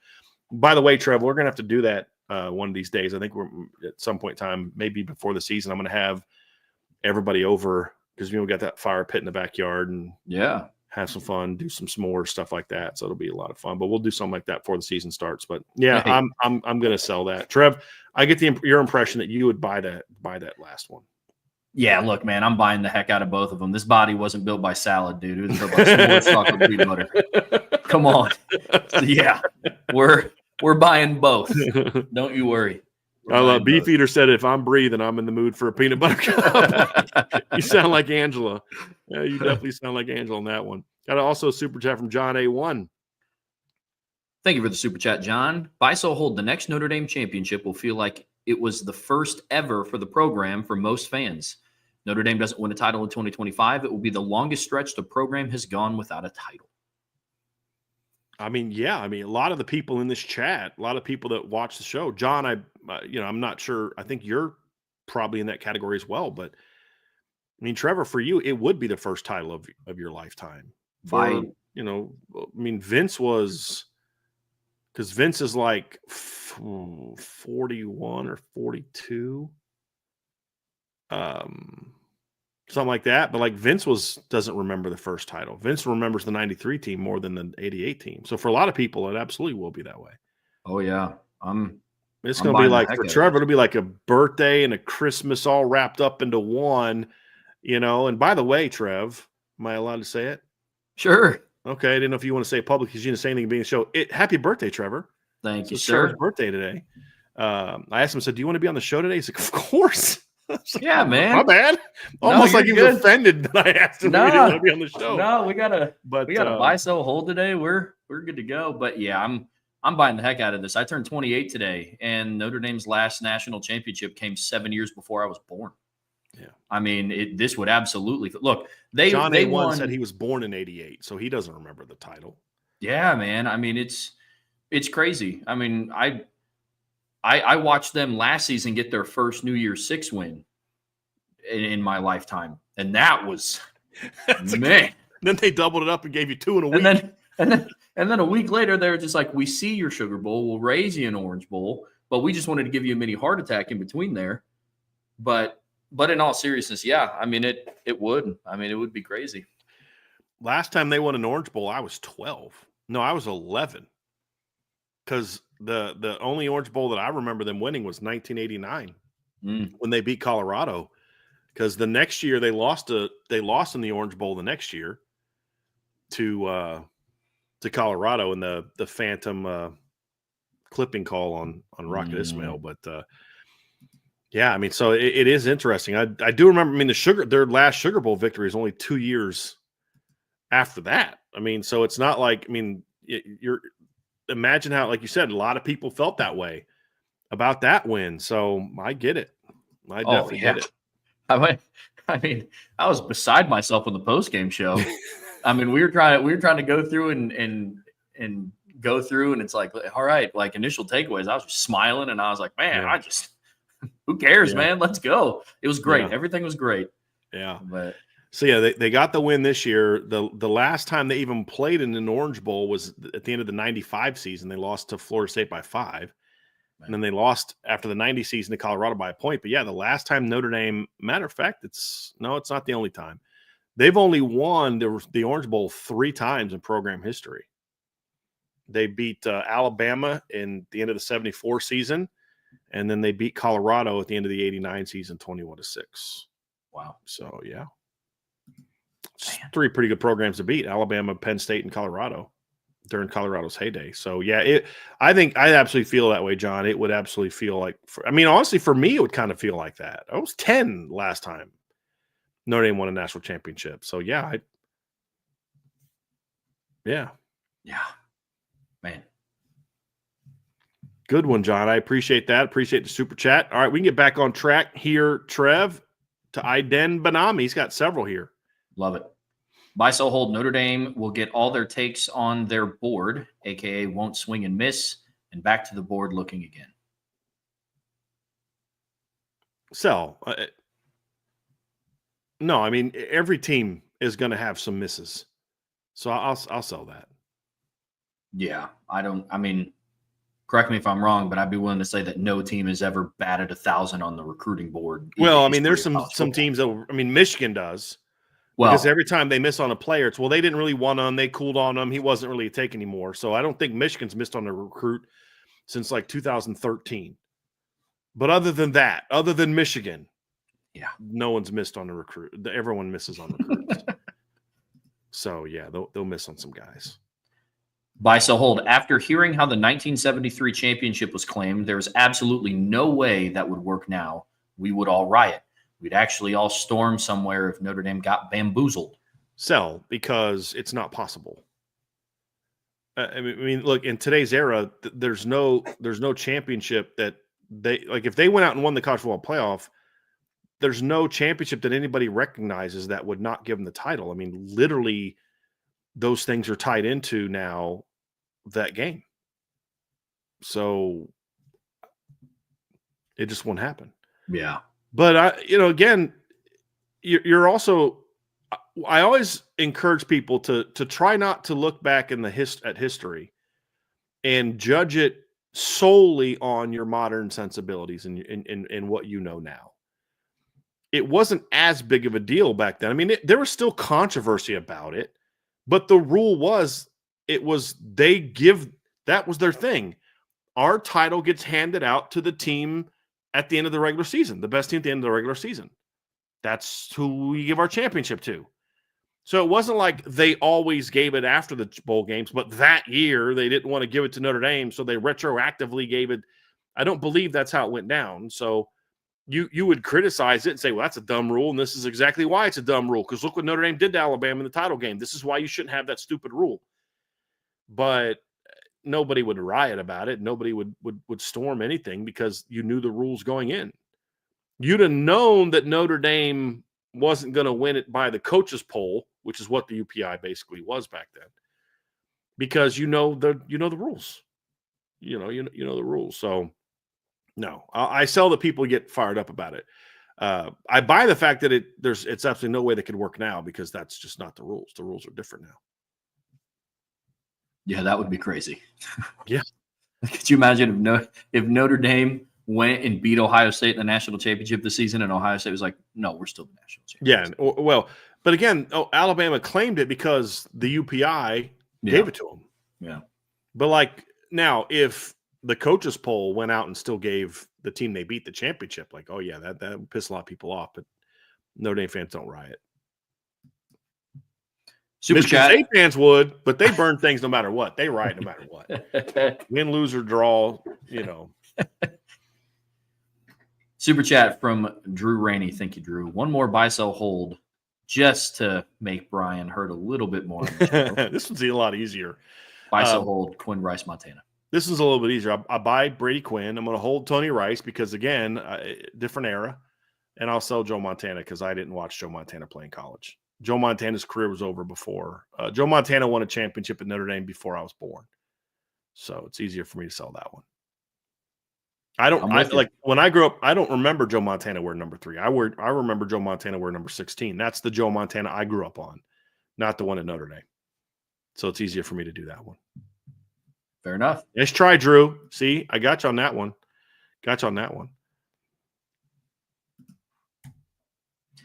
Buy, sell, hold from Aiden Benami. If you were a Power 4 head coach, you would be involved.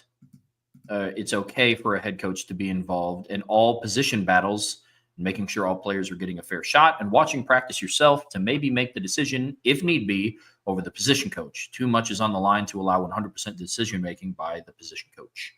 By to a degree. I mean, you only step in if it's an egregious, like, dude, come on. But yeah, I mean, you're the one who answers for this. If a position coach makes a mistake, you're still the one who's ultimately held accountable for that. So yes, you should. Now, you also should make sure you hire coaches you trust enough to trust their decisions. But if it's like a really egregious situation where, like, hey man, like with all due respect, I really admire the heck out of Joe Schmidt, but there just should have come a time in 2015 where Brian Kelly should have stepped in and said, listen, man, you got to get somebody else in there. Well, nobody else can run my defense. Then change your defense, because he can't play he can call your defense, but he can't make plays in your defense. So what good is him knowing, well, he gets everybody else lined up? Yeah, but you literally played a game against Clemson where Clemson passed for less than 100 yards, and your middle linebacker recorded 0 tackles in that game. That's when a head coach should have stepped in and said, no, man, we can't do this. So, yes, you just have to be careful. If you don't trust a coach enough to make a decision like that, then you shouldn't have hired him. But every coach also has his biases and things, and you've got to be the head coach step and say, listen, we're going to do it this way. The big part that where I easily buy it is you've got to make sure that everyone's getting a fair shot. Mm-hmm. You're the one that lays the framework for that. You're the one that makes sure that that's happening in practice. Absolutely. And I honestly, one criticism I have of Marcus Freeman last year is that he did not do that with the offensive line. Based on some, I didn't know that at the time, but things that I found out later. But at the same time, you can't watch everybody. And you've got people you hired that you trust as your offensive coordinator and your offensive line coach. And so you give them the benefit of the doubt unless it's absolutely egregious. And just very easy to see that. So, yes, you absolutely are involved in those decisions. I mean, Nick Saban, his entire career was involved in who started at quarterback. I know that for a fact.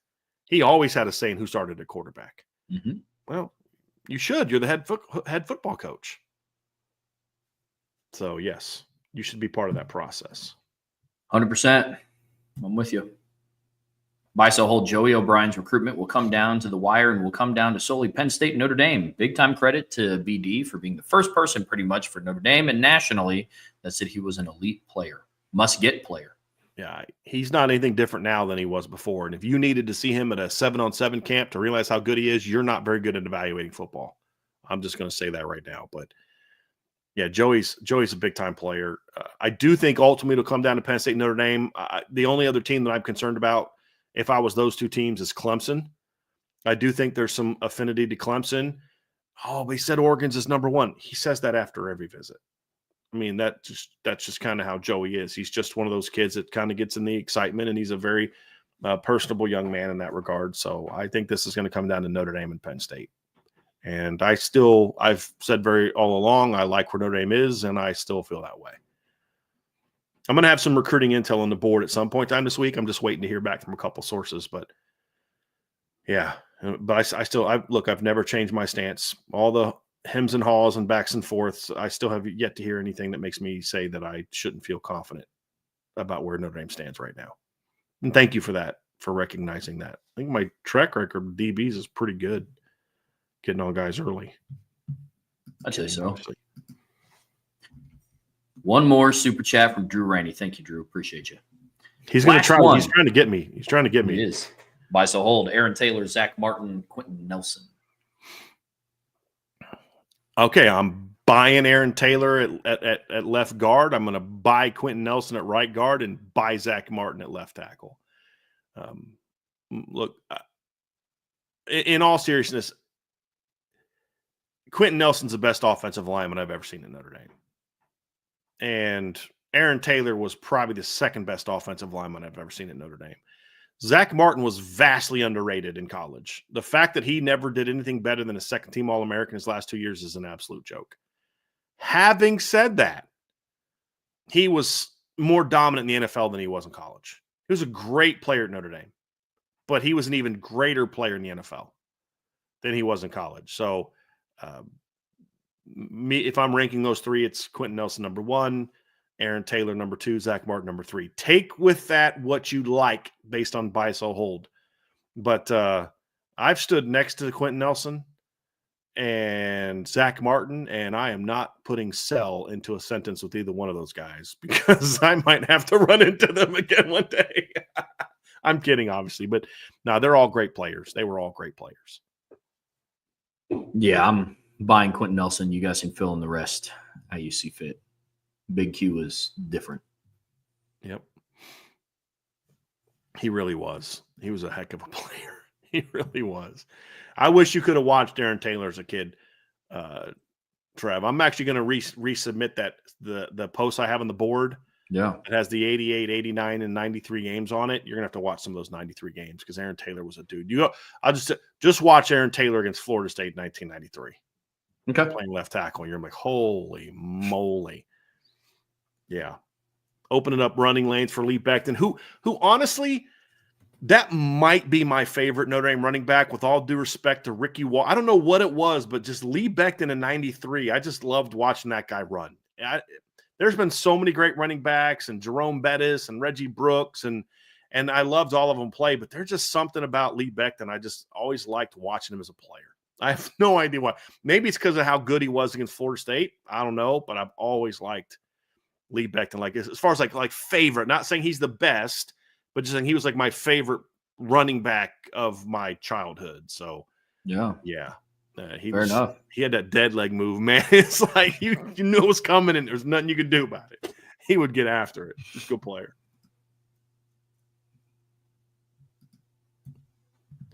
All right. It's doing it, Trev. Let's see. Uh-oh. All right, there we go. Nice. Okay. Buy sell hold from B-Jam and 41. This is the order from easiest to hardest games on the 2025 schedule. 1 Purdue, 2 Stanford, 3 NC State, 4 Boston College, 5 Navy, 6 Syracuse, 7 USC, 8 Pitt, 9 Arkansas, 10 Boise State, 11 Miami, 12 Texas A&M. I'm selling this for several reasons. I'm good with your last two. So I think Miami and A&M are probably your 2 hardest games, because he didn't say best opponents. He said hardest games. And I think you could maybe make a case that Miami in the opener might be tougher, because it's the game 1 for all the new young guys. It's also on the road. I just think the difference in roster and matchup for A&M could be harder, but I'm okay if you want to flip those 2. The worst opponent, Purdue completely revamped their roster this year. They are a much better roster all around than they had last year. Now, better means they're not going to be 1-11. They might be like 4-8, 5-7. Stanford might be what Purdue was last year. Like, they really might be that bad. Yeah. I don't think it's close. They weren't that much worse than Purdue last year. And Purdue got better. Stanford got worse. NC State's too low. Mm-hmm. They're definitely too low. I would move them way up. Navy's way too low. I think Navy, if Blake Horvath is healthy, he's going to be a very good player. Syracuse, I'm torn on. I'm comfortable with that one now. I think Arkansas is a little too high. I know it's a road game, but I don't love that Arkansas roster compared to some of those other teams.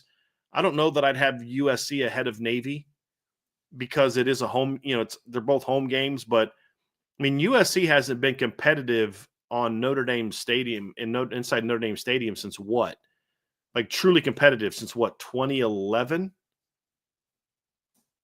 Or is it it was 2011 they beat Notre Dame, and 2013 2013 was a competitive game. Notre Dame won, but that's a game where Tommy got knocked out in the first half. And Notre Dame couldn't move the ball, but neither could USC. But, I mean, 15 was competitive late because Notre Dame let them back in the game. 17 was a blowout. 19 wasn't really all that close. 21 wasn't all that close. 23 was a blowout. So USC just hasn't been that competitive lately. And I don't know that I would put Boise State that high either. I mean, part of me wants to say Pitt might need to go up a little bit higher, because it's on the road. It's late in the year. Is Eli Holstein healthy? I think BC, depending on their BC's whole thing depends on their quarterback. And I think NC State should be in several spots higher. I think you could make a case that I might think about putting Pitt a little higher on that one. Boise just doesn't concern me. It's a home game, and they don't have Ashton Genty.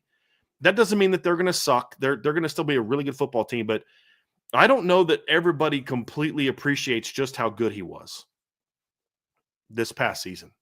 Sure. Like, he was really special. What are your thoughts on that, Trev? Yeah, I'm selling this one. Stanford is going to be their easiest game. I would honestly, and look, there's going to be some people in the chat that don't like me for this, and so I guess I apologize in advance. But look, I think Syracuse is too high, especially considering the teams that are around them. I know they got Steve Angeli, and there's going to be a lot at senior day, and Angeli comes back. Like, I get all that. But here's the thing. I think NC State and Boston College, especially Navy, I would put Navy ahead of Syracuse because of who they have coming back. But outside of the Steve Angeli conversation, I don't love Syracuse's roster, especially after Trevor Payne left. They lost a lot of production on offense, man. A lot. And I don't know if Steve Angeli or Ricky Collins is going to be enough to put them over a Navy who has Blake Horvath coming back and Eli Heidenreich and Alex Tetska. And NC State, I really like CJ Bailey. Real quick on Syracuse, they need Jonte Cook to get back to being what he was in high school. Like if he can play like that, then maybe then Trev. But the kid has been in college for now 2 years and hasn't done it. He's got like one catch, something like that. They're banking on a lot of guys like that. Mm-hmm. And even Steve Angeli compared to Kyle McCord. Kyle McCord was a starter that threw for over 3,000 yards for a top 10 Ohio State team the year before. He wasn't some bum that had never started a meaningful game before. I'm not saying Steve Angeli's a bum that never. I'm saying like that's not who Kyle McCord was. Sure. So that's a different animal. Mm-hmm. Mm-hmm. But NC State needs to be higher. I'm with you on that. I'm not, and we're going to continue to do research as the offseason goes on. I'm not as high on Arkansas as what some people are. I think Talon Green is good. I don't think he's as good as what some people make him out to be. I think people are very attracted to the fact that he's 6'6", 230 pounds, and kind of a mobile guy. But they lost a lot of production as well on offense. Yeah, they lost their top 5 pass catchers from last season. And it's not like Talon Green lit the world on fire from a numbers perspective either in the passing game. Still a very athletic quarterback. He's another year experienced. I like the offensive coordinator, but I think people are putting a little bit too much weight in that. It is on the road, carries a little bit of weight, but so's Pitt. And if Eli Holstein's healthy, I would put Pitt above Arkansas. Arkansas's receiving core also caught some blows. I'd put USC ahead of Arkansas. I'd put Pitt ahead of Arkansas. I'd put Navy ahead of Arkansas. Mm-hmm. NC State, I got to see more about them, especially losing Tony Gibson at D coordinator. But I really like CJ Bailey. I do. He's a really fun player to watch. Really fun player to watch. Buy, sell, hold again from BJM and 41. Every starting DB will have at least 2 interceptions this year. See, Christian Gray, I would say yes. Leonard Moore, I'd say yes. Adon, I would say yes. If we're counting nickel, that would kind of be the one that would kind of throw that off because I'm not sure. I think Jordan Clark had one. Did Thomas Harper have one in 2023? Off the top of my head, I don't remember. I thought he had one, but let me go look. I thought he caught a deflected ball one. Okay. Let me see here. Okay. 2020, I'd be 23 interceptions. Thomas Harper did not have an interception. Okay. Jordan Clark had one. That was against Florida State, right? Who was terrible. And then Tariq Bracy only had one in 2022. And that was if you remember that one in 2022, that's against BYU. He was playing outside corner at the start of that game. Mm-hmm. They threw a go ball on him and they underthrew it wildly and he picked it off. He wasn't even playing nickel in that particular moment. Mm-hmm. Yeah, so I would say nickel would be the only one that I have some reservations about. I'm very confident that Christian will, Leonard will, Adon will. I think any of the safeties that you insert into the starting lineup, whether it's Stroman or Talich or Blair or Bronte Johnson, I think they could come off with 2. But if we're counting nickel as starting DB, I would sell it. The only way that you could say the quote-unquote starting safety opposite of Don doesn't get it is if they're like in a heavy 3-man rotation and the snaps just aren't there. Yeah. But if they play like starter snaps, then I think everybody – then looking at, like you said, I love that you pointed that out, Trev. I think Devontae Smith could certainly have 2 picks. But that's a position where we haven't seen 2 picks from that position in the last 3 years. That's not the nature of that position to really get a lot of those balls. And the only one that we saw was a terrible throw from a young quarterback that had no business making the throw to Jordan Clark. It's just the nature of that position. A lot of times you're in trail position. You're looking to kind of undercut routes where they don't even throw it at all. You're just not going to get targeted. And then sometimes when you do get balls caught on you, it's getting caught in front of you because you're playing more like off coverage or softer trail coverage, that type of thing. So, yeah. Buy, sell, hold. Jaden Thomas and Avery Davis were the 2 best team guys Notre Dame has had in the past 10 years. Players who were unsung, productive, clutch, acted with class, and did whatever you asked them to do. 100%. I mean, look, there are other guys like that, but when I think of that type of player, there are 2 guys that immediately pop into my head. And again, I could if I sat here and started thinking about it, but don't forget about that guy and don't forget about that guy. I mean, Jack Kaiser was a great, I would throw into this category really until this season. was someone who often got overlooked because of the other linebackers that he played with. But Jaden Thomas, you talk about, you get those kids on your team, they're just always pouting and they're just not in a good mood and they're just unhappy with their circumstance. And some of them have a justified reason to feel that way and some of them don't. Jaden Thomas is a guy that has been a starter in the past, was a key contributor in the past, and he was a role player this year. And he had every reason in the world to be grumpy about that and not be a team player, and he didn't. He look, did he eventually say, I want to be somewhere where I'm going to get more target and play? Yes, he did, and he made that decision in the offseason. But when he was on this team in 2024, he was bought into the team goal. You'd see him celebrating when other people scored.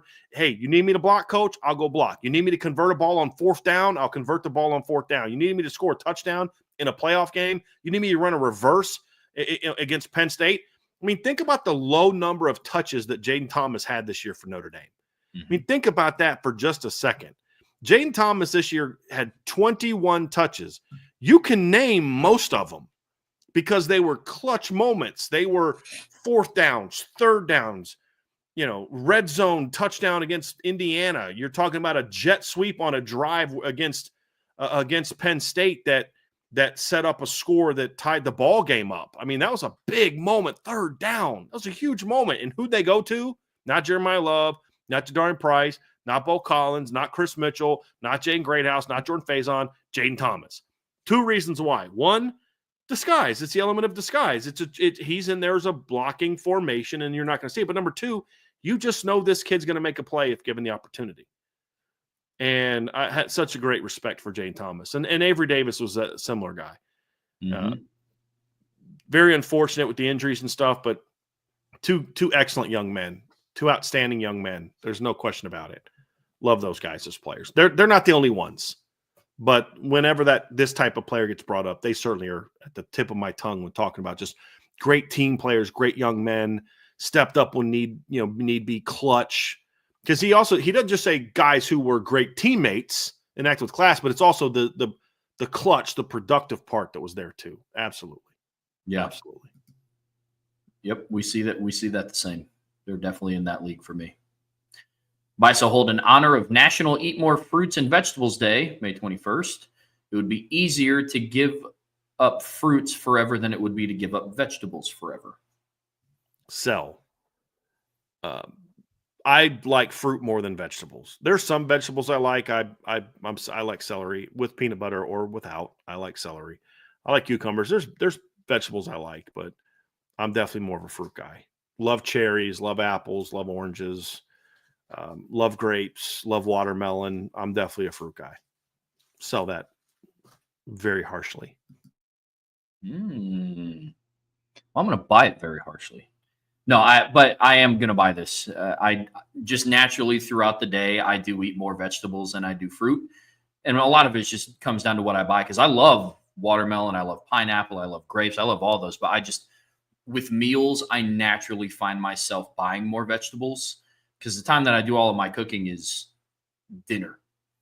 And I don't really have fruit with dinner, and like the meals that I typically would be like breakfast and lunch.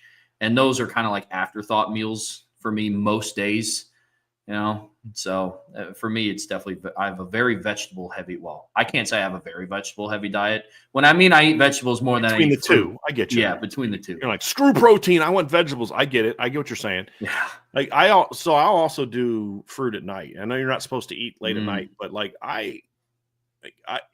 whenever I have an upset stomach, I'll have an apple and a glass of milk and go to bed and settles my stomach down. Just settles it down, makes me feel better. So, and I'll snack on, like Angela will clean off cherries and just put them in a bowl in the fridge. And I'm just picking at them all day. Love fruit. Yeah. BISO hold from Freeman Natty. Jeremiah Love has the most pure potential as any back Notre Dame has ever had starting with the Lou Holtz era. That's okay. As a pure running back, maybe not. I mean, you're talking about Jerome Bettis. I mean, Ricky Waters. Tony Brooks was incredibly talented. He just had some injuries and some off the field issues. Those are incredibly gifted running backs. he's in the conversation. I'll say this as an all-around running back, it's him and Ricky Waters as the best all-around, meaning catching and receiving. But I mean, you're talking about a program that had Jerome Bettis on it. That like, guys, that's a Hall of Famer. And he was pretty great in college too. That's why he was a top 15 pick. So, it's hard for me to say he's got the most pure potential when I watch Jerome Bettis play. But he's in the conversation. All around back, incorporating blocking, catching, and running. Yeah, it's him and Ricky Waters, and I think he was a better player in college than Ricky Waters was just a pure running back. Was probably a little better than Ricky Waters. So I'll say all around, yes. Just pure runner, no, that's got to go to Jerome Bettis. And not Jerome Bettis for the NFL. There's a reason Jerome Bettis got drafted where he got drafted. Yeah. Like, he was a dude in college as well. So, yeah, I'll have to go with Jerome on that one. But all around, I'll go with Jeremiah, slightly over Ricky. And that's hard to say because Ricky was a beast in college. But Jeremiah was just a more explosive runner even than Ricky was. Yep, I'm with you, especially given the time that Jeremiah Love is playing in, like this era of college football when running backs are asked to do a lot of different things. So, yeah, I would buy that because you're not going to use a guy like Jerome Bettis the same way that you would use Jeremiah Love, and the same way you wouldn't use Jeremiah Love the same way you'd use Jerome Bettis. Like Jerome Bettis he was a guy that could catch the football in college, but it was on running back stuff. So you think of the Snow Bowl game in 92. Jerome Bettis caught 32 passes for 429 yards and 6 touchdowns in his career. So he was using in the throwing game, but again, I point to the Snow Bowl. We all remember the Reggie Brooks catching the 2-point conversion, but what you forget maybe is on 4th down, it was Jerome that caught the game-winning or the touchdown pass that put him in that situation. It was a little sneak out of the backfield kind of arrow route type thing, and it was a great play call by Lou, like great play call. But Jerome was a legit weapon in the pass game, but it was all running back stuff. You weren't going to line him up in the slot and run slot fades with him like they did last year with Jeremiah, and like I think they'll do this year with Jeremiah.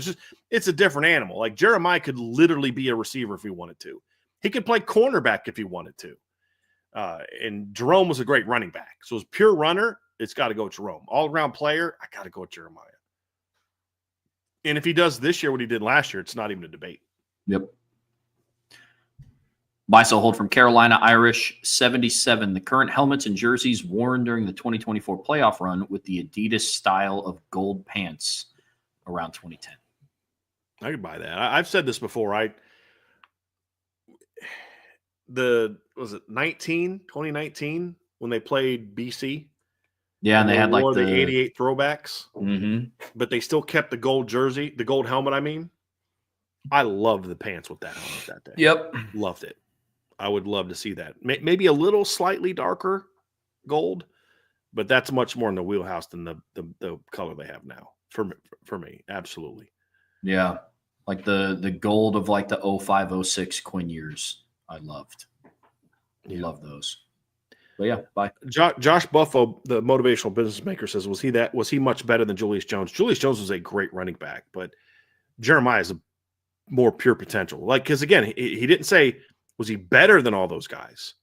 Jeremiah Love so far his year last year was not better than what Reggie Brooks did in 1982. It wasn't.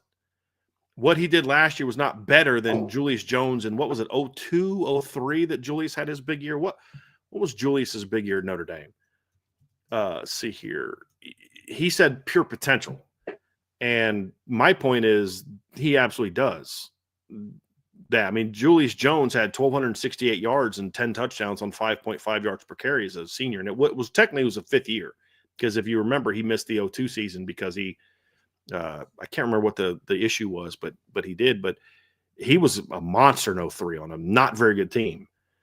If you'd have put him on some of those Lou teams, he would have been great. But he still doesn't have the potential that Jeremiah Love has. Yeah. And imagine what Jeremiah Love would look like as a 5th-year senior. I mean, what you saw last year, it's a true sophomore year. Julius Jones is a true sophomore, again, not on a very good team, but as a true sophomore, had 657 rushing yards, 7 touchdowns, averaged 4.1 yards per catch. So, and Julius Jones was a really talented running back, no question about it. But Jeremiah Love is also special. Yep. So, yes. Yep. Was he better? At the same age, yes. Was his year last year better than what Julius Jones did in 2003? I don't think so, but I don't think we've seen the best of Julius Jones. We've seen the best of Julius Jones. Sorry about that, Julius, but you're a dad now. But Jeremiah Love. We haven't seen the best of Jeremiah Love yet. Yeah. Agreed. I'm going to bring this up because he did 3 super chats. So I'm going to give him a little bit of love and appreciation here, but this is a very fair question. Buy so hold from Drew Rainey. Love in 2025 or Ricky Waters in 1988. Buy so hold. Buy Jeremiah Love. I mean, that's I buy, but I buy Jeremiah Love as the better player. I sell that 25 Jeremiah Love equals Ricky Waters 1988. I sell that.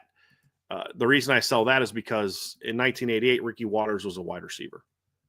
That's how loaded Notre Dame's running back room was that year in 1988. The Ricky Waters was playing receiver with Rocket Ismail. Think about that for a second. In 1988, their leading rusher that year was Tony Rice. Then you had Tony Brooks. You had Mark Green. You had Anthony Johnson. You had Rodney Culver.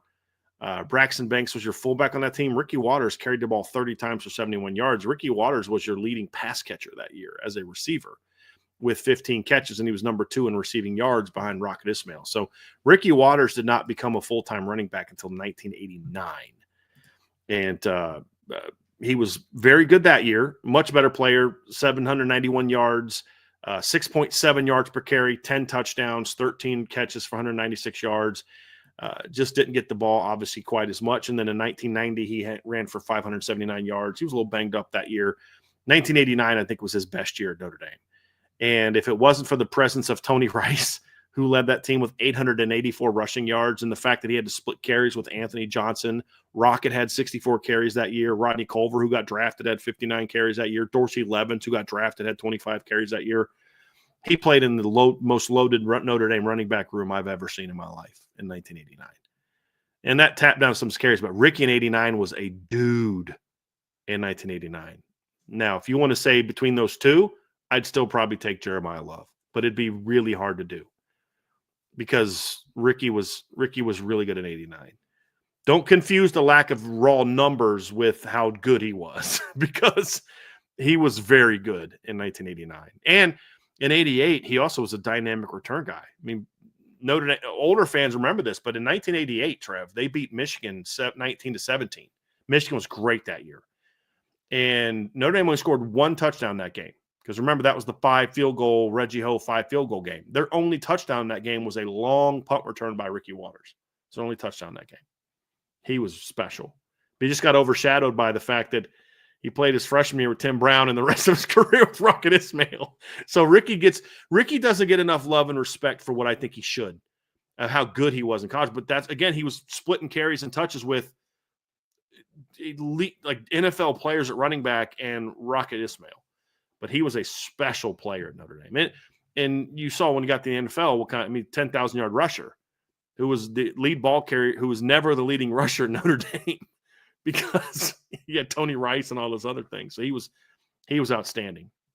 He was outstanding. Got a Super Bowl ring and a national championship. How many players can say that they won a Super Bowl as a starter and also won a national championship as a starter? Because he was on the Niners team in '94 that won it with Steve Young. He was their leading rusher, or top running back that year. Very underrated player. But Jeremiah Love's just a touch better, in my opinion. I mean, Notre Dame special teams was giving Michigan the work in 88 and 89. Yes, they did. I think Notre Dame only scored like 1 offensive touchdown in those 2 years against Michigan. You had the punt return in 88, and then Rocket had the 2 kick returns in 89. And then Reggie Ho just was money. As a play field goal guy. So yeah, they put in work against Michigan on special teams. Lordy. Man. Yeah, they absolutely did. Buy, sell, hold from Domer Grizz. Pat Forty's brutal takedown of Southern Cal is the best piece of journalistic writing you've read in at least 5 years. I sell that. I mean, it's not the best. I think the article written by Brian Driscoll taking down Brian Kelly a couple of years ago was a little better than that, if I'm being honest with you. I thought that brought an even bigger hammer than what Pat Forty did to USC. But no, that was very well done by Pat Forty. I'll buy that it was very well done. I'll sell that it was the best piece of journalistic writing I've read in 5 years. So, plus in the last 5 years, I mean, Loose Emoji was still with us within the last 5 years. And so, with all due respect to Pat Forty, Loose Emoji putting in work is still an all-time great. Buy, sell, hold from Stevie ND. This team as a whole, but especially the defense, will be more physical than last year's team. I'll buy that. I'm not saying like last year's team wasn't physical, but when you consider how many guys from last year are back and are a year older, a year stronger. I mean, you talk about Drake Bowen, Kingston, Jaden Osbury. Those are all first or second year players. They're now going to be juniors and sophomores as opposed to freshmen and sophomores. Leonard Moore and Christian Gray were a freshman and sophomore, and certainly physical football players. I mean, some of the biggest plays Christian Gray had last year were run stops coming up against the run. And they'll be a year older, stronger. Don Schuler was a sophomore last year. He'll be a junior. Josh Burnham was a second year playing D-line, redshirt sophomore. Bryce Young was a freshman. You're going to be a lot bigger at D-tackle this year than you were last year. Your offensive line, you were a bunch of young guys that hadn't played before. They're all a year older, a year stronger. You didn't have Jagasol last year. You do have him this year. And, Jeremiah's a year older. Jaden Greathouse is a year older. So, yeah, I mean, just overall, I think this team will be more physical than last year's team just because they're going to be older and bigger and stronger. It's not that last year's team wasn't physical, and Stevie's not saying that. It's just giving some context to my answer. It's just this year's team is going to look a lot like last year's team in personnel, but they're going to be bigger and stronger and older than they were a year ago. And in some instances, you've got a lot more size than you did a year ago. Where your biggest guy last year was Billy Schrouth, and now he's not even within 10 to 15 pounds of your biggest guy this year. So it's just going to look a lot different. Yeah. Yeah, for sure. For sure. Buy, sell, hold from BK's last brain cell. Notre Dame will force a minimum 2 turnovers versus Miami and Texas A&M. I'm going to hope by that. I mean, I don't know that they will, but I'm going to hope by it. I feel more confident if Carson Beck plays against Miami. I feel more confident in that. But you're going to need that against Miami to go into down there and win that game. You're going to need to force some turnovers in that game. Well, I shouldn't say you need to. It'll make it a lot easier to win if you can do that. Yeah. I'll buy that. That's pretty much par for the course for what we've seen Notre Dame's defense do last season. So yeah, I'll buy that. Buy, sell, hold. Notre Dame will have, at minimum, 7 combined players from both the offensive and defensive line in the 2 deep drafted in the first 3 rounds in the next 3 years.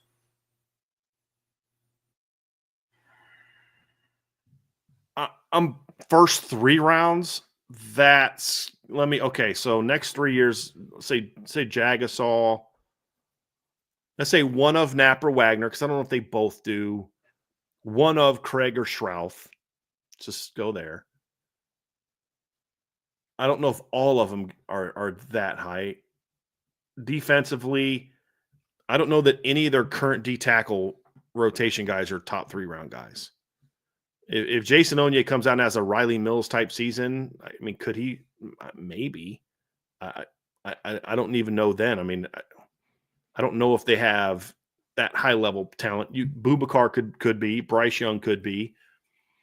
I don't know that anybody else is like that. Like, I don't know that Notre Dame has a whole lot of elite Quentin Nelson, Ronnie Stanley, Joe Alt types on the offensive line, and I don't know that they have a lot of Bryant Youngs and Stephon Tuitt's and guys like that on the D line. I think it's more about there's just a lot of really good players as opposed to a lot of elite players. Yeah, I think that's a bit of a difference. Like, with all due respect to Anthony Knapp and Emil Wagner, they're very good football players. Are they on the same level as Mike McGlinchey and Ronnie Stanley's prospects? Probably not. They're not even 300 pounds.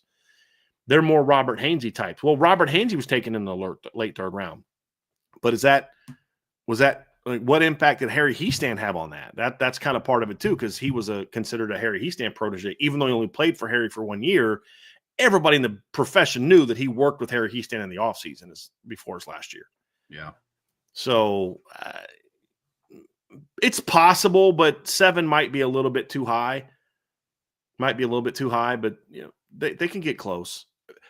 I'll feel better answering this question with more certainty one way or the other after this season. Yeah. Let me see what kind of growth Emil Wagner makes. Let me see what kind of growth Anthony Knapp makes. Let me see what kind of growth Billy Schrouth makes. Let me see that, and I'll feel a little bit better about it. But, I don't think Rubio's a third-round pick. Heinisch is a third-round pick. Jared Dawson's not a third-round pick. I mean, maybe Armo Mukum, but he's so far from where he is now to where he would need to be to get there. Does the talent there? Sure. Is Boubacar the talent there for Boubacar? Absolutely. But he's so far away from what he is now to what he would need to be that kind of guy. It's hard to really say that with a lot of confidence. Now, I could change my mind after this year when we see a lot of these guys in kind of their year 2 of being in the program. But as of right now, I'd probably sell that. I'm going to sell it too. Not with a lot of conviction. I do think this will be heavily carried by the offensive line for the reasons that Brian pointed out about the D-line. But over the next 3 years, I mean, there could potentially be some players in that offensive line room that could get drafted in the first 3 rounds that won't even see the field this season. I mean, Gerby Lambert potentially could be in that conversation depending on how big of an explosion. I doubt it'll happen, but depending on how big of an explosion like a Will Black might have potentially there. I think Notre Dame will still continue to get the benefit of the doubt along the offensive line in the NFL draft because they're just kind of known for that. They are considered O-line U. A lot of NFL teams speak very highly of Notre Dame's offensive line. So in the first 3 rounds, potentially, but I'm still going to sell it. You think about this, the 18-19 O-line D-line that had Liam Eichenberg, Aaron Banks, Jarrett Patterson, Robert Hainsey, Tommy Kramer, Julian Aguara, Khalid Kareem, Jerry Tillery, Dalen Hayes, Adi Taguba Ogundeji, that group, which is far more accomplished than what this group is so far, only had 5. You had Hainsey, Eichenberg, Banks. Patterson was later than the 3rd. Wasn't he 5th? Something. He was later than the 3rd. Kramer didn't get drafted.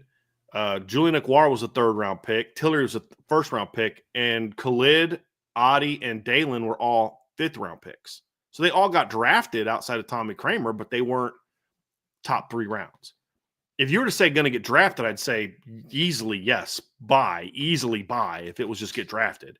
It's the 3 rounds part that I struggle with right now. And second of all, I don't think Anthony Knapp's going to be in the draft the next 3 years. I mean, if we're talking, sophomore, okay, yeah, he will. He'll be in the 3rd one because I'm thinking sophomore year is year 1, junior. So yeah, he'll be in the 3rd one. So he would be part of that. I'm sitting there thinking but no, he would be part of that. But I'm not talking about where Anthony Knapp is going to get drafted. Right? He's played a freshman year. Let's see what he does as a sophomore first. Let's see what kind of jumps he can make. Yeah. But drafted, sure. Drafted in the first 3 rounds, that's a little bit of a different story. Faisal Hold, Bodie Cahoon, and Kahanu Kia would thrive in a Wink Martindale 3-4 defense. Potentially, I'll be honest, I don't know outside of what he did in the blue gold game last season that much about Kahanu Kia. With Bodie Cahoon, it's a quest to stay healthy, but from a skill set standpoint, yeah. I think Kahanu's a fit in that defense. I don't know that he would thrive, to your point. I don't know. But he'd fit it. I think Bodie Cahoon could thrive in a lot of defenses. He's a good football player. If it wasn't for the fact that he's in the deepest linebacker room we've seen since Lou Holtz was head coach, we'd be talking about Bodie Cahoon a lot more if it wasn't for that. Yeah. But yeah, sure. I think they would play well in that kind of defense. Certainly. Faisal Hold, not NIL, but out in the open, pay for play, paying high school recruits before they produce anything has ruined more recruits over the past 3 years due to it taking that I need to get to the league to help my situation mentality away. I'm going to sell that. This ties into some nonsense that Urban Meyer said the other day. I think there's a difference between entitlement and taking away, I need to get to the league to help my situation. because there's plenty of kids that come from very good family situations that are absolutely falling into the same problem of I've arrived because I'm making money now. I don't need to work as much. And the more you get agents involved, the more you get the sit this out, don't go hard here, don't do this. You get some of that with some of them. Not all, but some of them. There's just a lot of different things going at these kids that make some of them not appreciate how hard they have to work and how much they still have to prove. This sense of entitlement that they have because I got money as a high school kid, I'm great, and I don't need to work as much. And it's not just that, though. Not only is it the NIL, but it's well, if you're not nice to me or if you yell at me too much or I don't get this or I don't get that, I'm just hopping in the portal and leaving. There's not that same level of working through adversity with certain kids that we have. And there's certain kids, too, that get money and come from a situation where they need to help their family out that are every bit as hungry now as they were before. I think we need to get away from some of these generalizations about how this impacts people. Look, I think Shedeur Sanders, the way that he conducts himself in this I don't really need football thing because of how well he's doing, he doesn't come from I got to get to the league to help my situation. He comes from a bit of a sense of entitlement and a little bit spoiled. And this is what happens when you play for your dad and who's not one to maybe push you as hard in certain areas, maybe in the way other people would. That has nothing to do with the fact that he comes from a poor home or things like that. And I've seen plenty of kids that come from homes like that they don't have that same drive. And I've seen plenty of kids who come from homes like that have every bit the drive that players of the past did. And before NIL, I saw kids who needed to step up and thrive in order to take care of their families, and they were still lazy and didn't put in the work. I just think now we have a boogeyman that we have to blame everything on now. Do I think it impacts it? Yeah, I've talked to several people that have connection to the NFL, and they say that there's legitimate worries with the NFL that players are more entitled now than they did before. But from the people I've talked to, it's not so much about NIL as much as it's about that there's just no accountability for players anymore. Because in NIL, I guess, plays a role in, but it's like now you can't have the tough coaching anymore, because if you coach a kid too tough, he may leave. Kids can transfer 4 times now. You're not getting the same foundation of building on yourself. Look, a coach who's coached you for 3 years is going to have a much better sense of what you need improved on and off the field than your 4th coach in 4 years is going to be able to do. It's all those things, to me, that factor into this more than kids are getting money now. Because, guys, let me tell you something. Jeremiah Love made a lot of money before last season. And look at the work he put in to become the player he was this past season. It didn't take his drive away. And I know that certainly there's things that he can do to help his family. His parents aren't like walking around just, loaded and with millions of dollars and all this life-changing money. Of course he wants to be able to help his family. But he was instilled with an attitude of, you're going to work your tail off. I don't care how much money they're giving you. You still have work to do to go be the best player you can be. Trust me, guys, there's several players on Notre Dame's football team before last season that were getting paid. Riley Leonard made himself some money before he ever played a snap at Notre Dame. Did it look like he didn't have that drive? I just think the NIL has become a bit of a boogeyman where it's like we're just blaming everything on that. Let's be honest, folks. Kids were a little bit kind of softer in certain areas and less willing to work before NIL became a thing. That's just the nature of the culture we're in in certain parts of the country and with certain types of parents. And it's just now it's easier to blame it on NIL. But there's plenty of kids that are getting that NIL money that are working their tails off to be the best players they can be because they love the game. Players that don't love the game now have a reason not to put in the work, but they've always been that way. There's been so many players over the years that came to Notre Dame with loads of talent that never did anything. Some of them came from poor homes because they just didn't want to work. That's always been true. We just didn't have NIL to blame it on back then. And that's my bigger issue. I think the portal has done way more damage to young people than what has pay for play or NIL. Not that I like pay for play. I don't. And I mean, Kirby Smart finally said something I agree with. I don't like a system where freshmen are getting paid more than veterans. And it used to be like that in the NFL, and the NFL Players Association kind of got sick of that. And then they changed the structure for how, I think it was like Sam Bradford got like a $50 million signing bonus or something insane like that. $50 million contract, not signing bonus. And they're like, hold on a second, man, this is nuts. Like, this guy hasn't played it down. And now there's a bit more structure to, rookie contracts. They're still getting paid very well, but yeah, he's absolutely right. Incoming freshmen should not be making more than your senior All-American. But there's going to be guys that are making that money that are going to still come in and work their tails off. And there's going to be guys that come in not making hardly anything, who are just naturally lazy kids, who are entitled kids, who feel a certain way, and it doesn't matter. It's not about that entirely. So I'm going to sell that a little bit. Yeah, it's I think for some players, but it's not an epidemic. I think the portal's the bigger issue.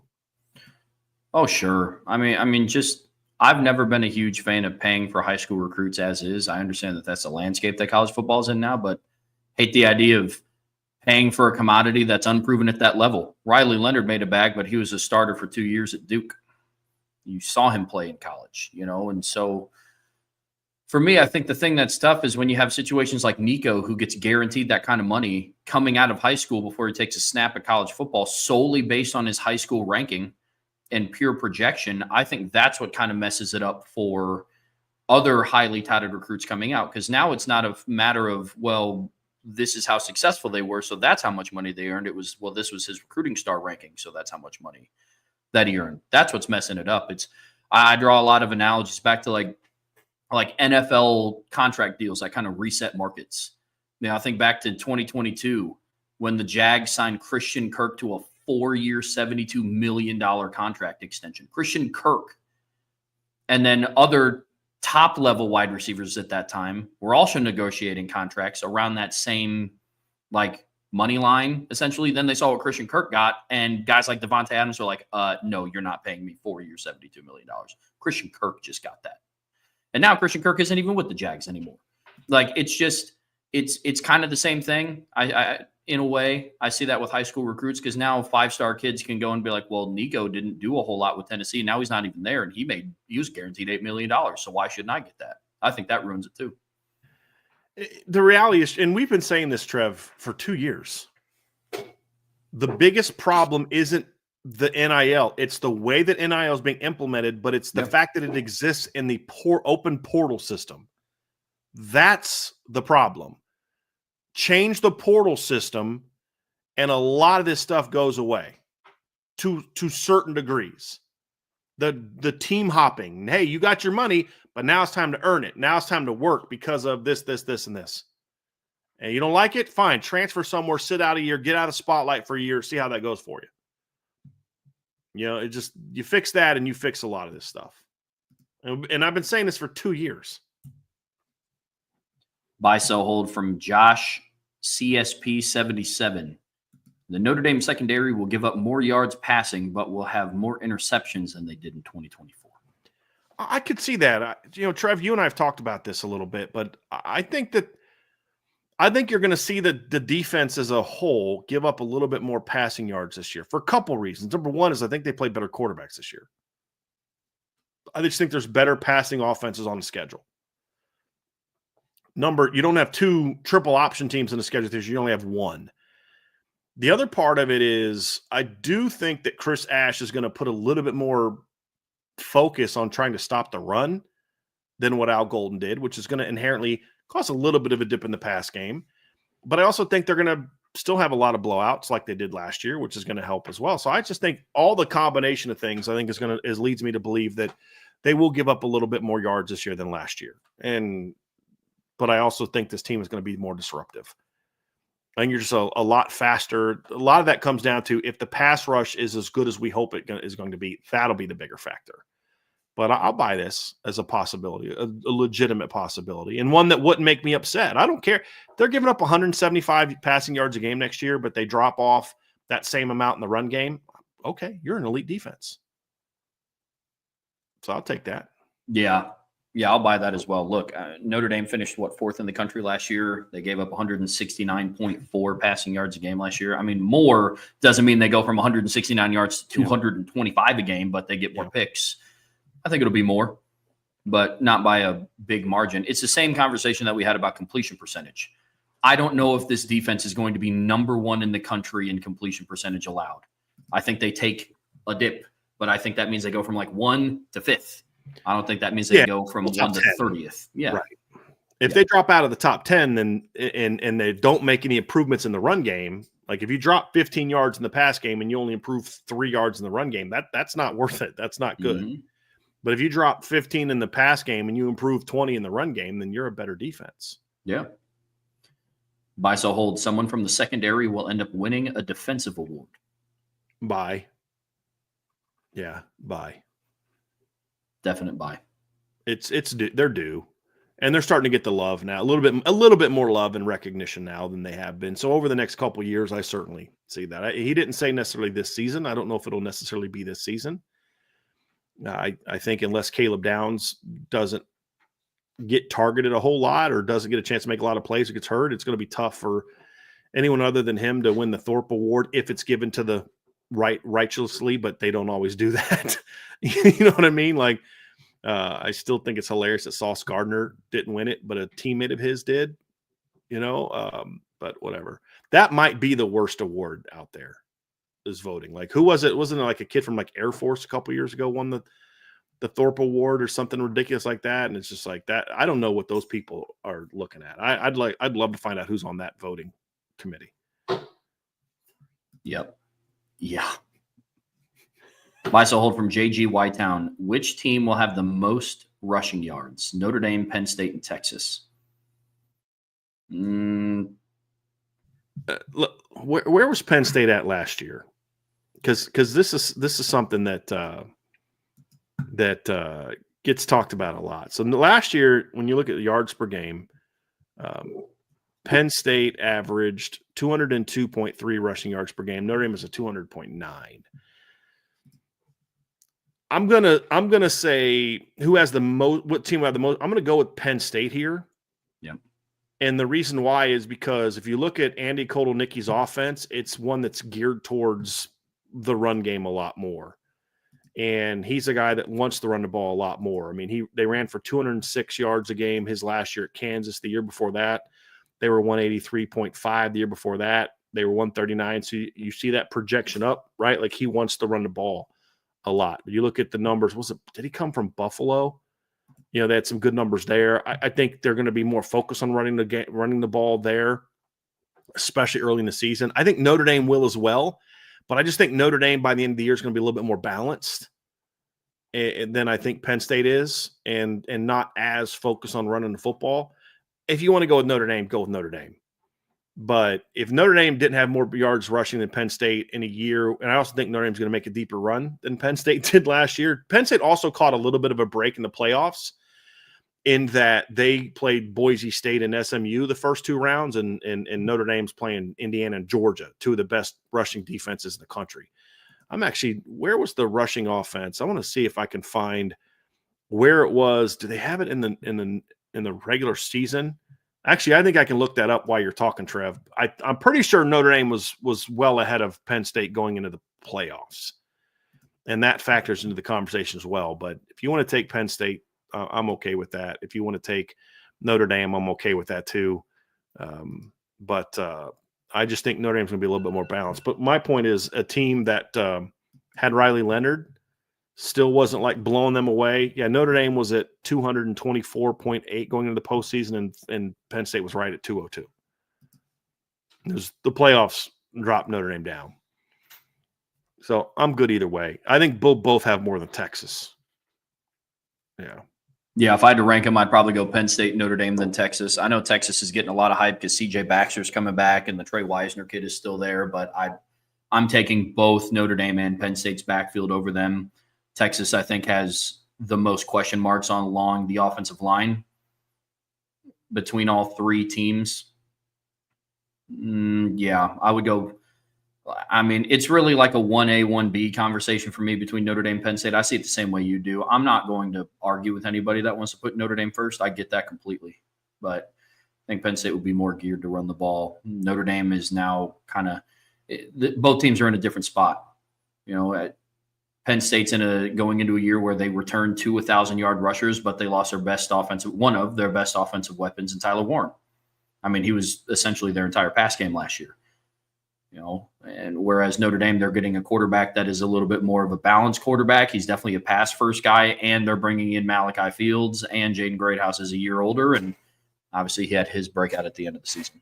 So I think all of those things kind of point in the direction of Penn State being that, but not by a lot. I could see it being what it was last season, where Penn State's at 202 yards a game, and Notre Dame's at like 195, 200 yards a game. I don't think it's going to be that much different. Buy, sell, hold. Who will have the most passing yards as a first-year quarterback? Bryce Underwood, Julian Sayin, or Notre Dame's quarterback? Here's how I would rank the yards that they're going to have. So first of all, this is a question, not a buy, sell, hold. Just so we're clear, buy, sell, hold is Notre Dame's quarterback will have more passing yards than so and so, but I'll still honor it. I'm going to go Julian Sayin 1, CJ Carr 2, Bryce Underwood 3. And the reason I would go that way is the systems they play in. Julian Sayin in Ohio State's offense is just going to throw for more yards than Notre Dame if they play the same number of games. Mm-hmm. It's just the nature of the offense. Doesn't mean he'll be better. I just think he'll throw for more yards. And I don't expect Bryce Young to be number one. I don't know that it's a given that Bryce Young is going to start the first game. There's a lot of talk coming out of Michigan that they're going to want to at least give Mikey Keene a couple games to take some of the pressure off of Bryce Underwood. They just want to throw him to the wolves. I could see that being very similar to kind of what Clemson did with Trevor Lawrence, where he'll play in the first couple games, but maybe he's not the starter, and then he's ready in game 3 or 4 or something like that, and then that takes just a little bit of that pressure off of him. I could see something like that. He might just be too good for them not to play, or to not play him, where they have to play him. So that's kind of where I'd be. But I think he'll throw, and then that's still going to be a run heavy offense, in my opinion. So also saying, because of the system he's in, I think the best quarterback of that group is going to be CJ Carr, but they're all going to be very good players this year. But I think Sayin will throw for the most yards. The question is going to be who has the most yards per attempt. And that's where I think you get into the, where CJ Carr could maybe be even better in that regard. But we'll see. They're both very good quarterbacks. Michigan also has the worst receiving core of all 3 of these teams by a lot. I missed what you said, Trevor. Did you say Michigan has the worst receiving core in the Power 4 level? Because I thought that might have been what you said, or maybe that's just what I think. Yes. Yeah. Yes. It's not the worst, but it's not very good. No, it's not great. But, I mean, to make it a buy, sell, hold, I would buy Julian Sayin, I'd hold CJ Carr, and then I would sell Bryce Underwood in terms of most passing yards. Yeah. The order I'd go. Then buy, sell, hold, the team that will most likely lose 2 games this season, Clemson, LSU, or Oregon.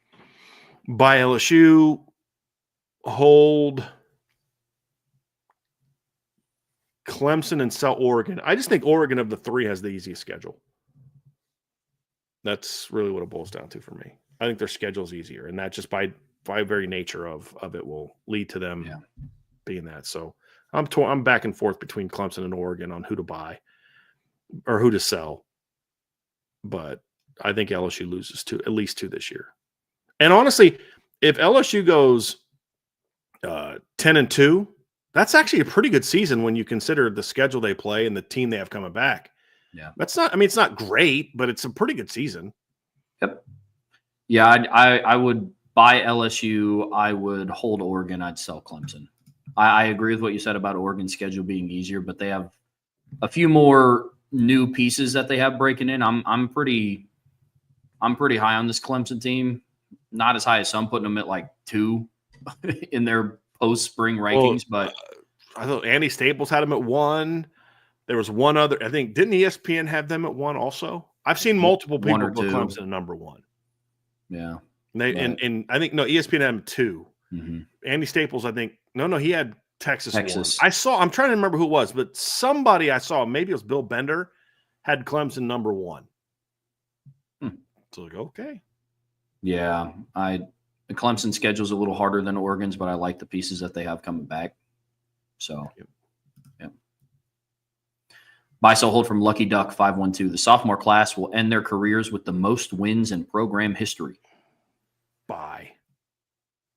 I mean, you're talking about how there's just so many more opportunities for them to win games. Yeah. So, I mean, if Notre Dame's the team we hope they're going to be, they're going to win minimum 13 games like every year. And that just gets them to the semis. If they're 13-1 every year, that just gets them to the semis. Mm-hmm. You know what I mean? Like, actually, no, that just gets them to the quarters. If they go 13-1 each of the next 3 years, that means Notre Dame doesn't get past the quarters. That's still more wins than any team in school history has ever had in a single season. And if they get to the semis and championship game, then they're minimum 14 wins, you know, in most of those years. So it doesn't have to, but most likely they're minimum 14 wins those years. So, yeah, I'll buy that. And then they were, of course, part of the class that won 14 last year. So because they buying were it as well that year. Yeah. Yep, buying it as well. Buy, sell, hold the bad press for Lincoln Riley this offseason will turn the heat up on his seat much faster this season if they have another mediocre year. I'll buy that because you're talking about getting rid of one of the greatest rivalries in all sports so you can better position yourself for the playoffs. And you suck again. You're like, maybe you should stop talking about the playoffs. Maybe you should just like start worrying about like not being a mediocre football team. So, yes, I think a lot of this, yes. You have another – and plus it's USC. I mean, say whatever you want about the apathy of California fans, but USC fans are not going to tolerate 3 straight bad years. I don't care who you are. They're just not. I mean, say whatever you want about Clay Helton, but he'd mix in a 10-plus win season every now and then. I mean, you know what I mean? Like, I mean, goodness, and honestly, he might have been in trouble if not for the COVID year. I mean, he was on the hot seat going into the COVID year, and they went 5-1 that year, and then he gets fired 2 games into the next season. So, yeah, I mean, in his first 3 years at USC, Clay Helton has more 10-plus win seasons than Lincoln Riley. So, yes, he'll need to be better. Absolutely. 100%. Buy, sell, hold Mike Denbrock throwing on early downs to take advantage of teams trying to stop the run early in the season. I buy that because he did that last year. Notre Dame was not a heavy pass run on first down team. They weren't. They were not. So I'll buy that. Then buy, sell, hold if CJ Carr starts, Jack Larson will have 5 to 10 big catches, touchdowns, third, fourth down conversions this season. I'll buy that. CJ and Jack have a connection. So, I mean, five third down conversions. Yeah, I can see that. You know, so say 3 third down conversions and 2 touchdowns. I mean, if he's the number 3 tight end, he'll probably catch a touchdown pass or 2. Saw that last year. Cooper Flanagan caught a touchdown pass did he catch 2? I know he caught 1. He had the one in the Jaden Thomas caught one basically as a tight end against Indiana. But Cooper Flanagan, it was late in the year. Did he catch one? I think it was against Virginia. Yeah. It was late in the game. Let me find it. Where is it? Receiving. Probably helps if I'm at receiving touchdowns. Yeah, he had 4 catches. Cooper Flanagan had 4 catches, and 2 of them went for touchdowns. He had one against Virginia, and he had one against Purdue. Now, the Purdue one was from Steve Angeli, the backup quarterback. But, yeah, I could see that. And Cooper Flanagan, you're putting him in the game to block, where Jack Larson is more of a you'd be using him more as a pass catcher. So I'll buy that. Yep, I'll buy that as well.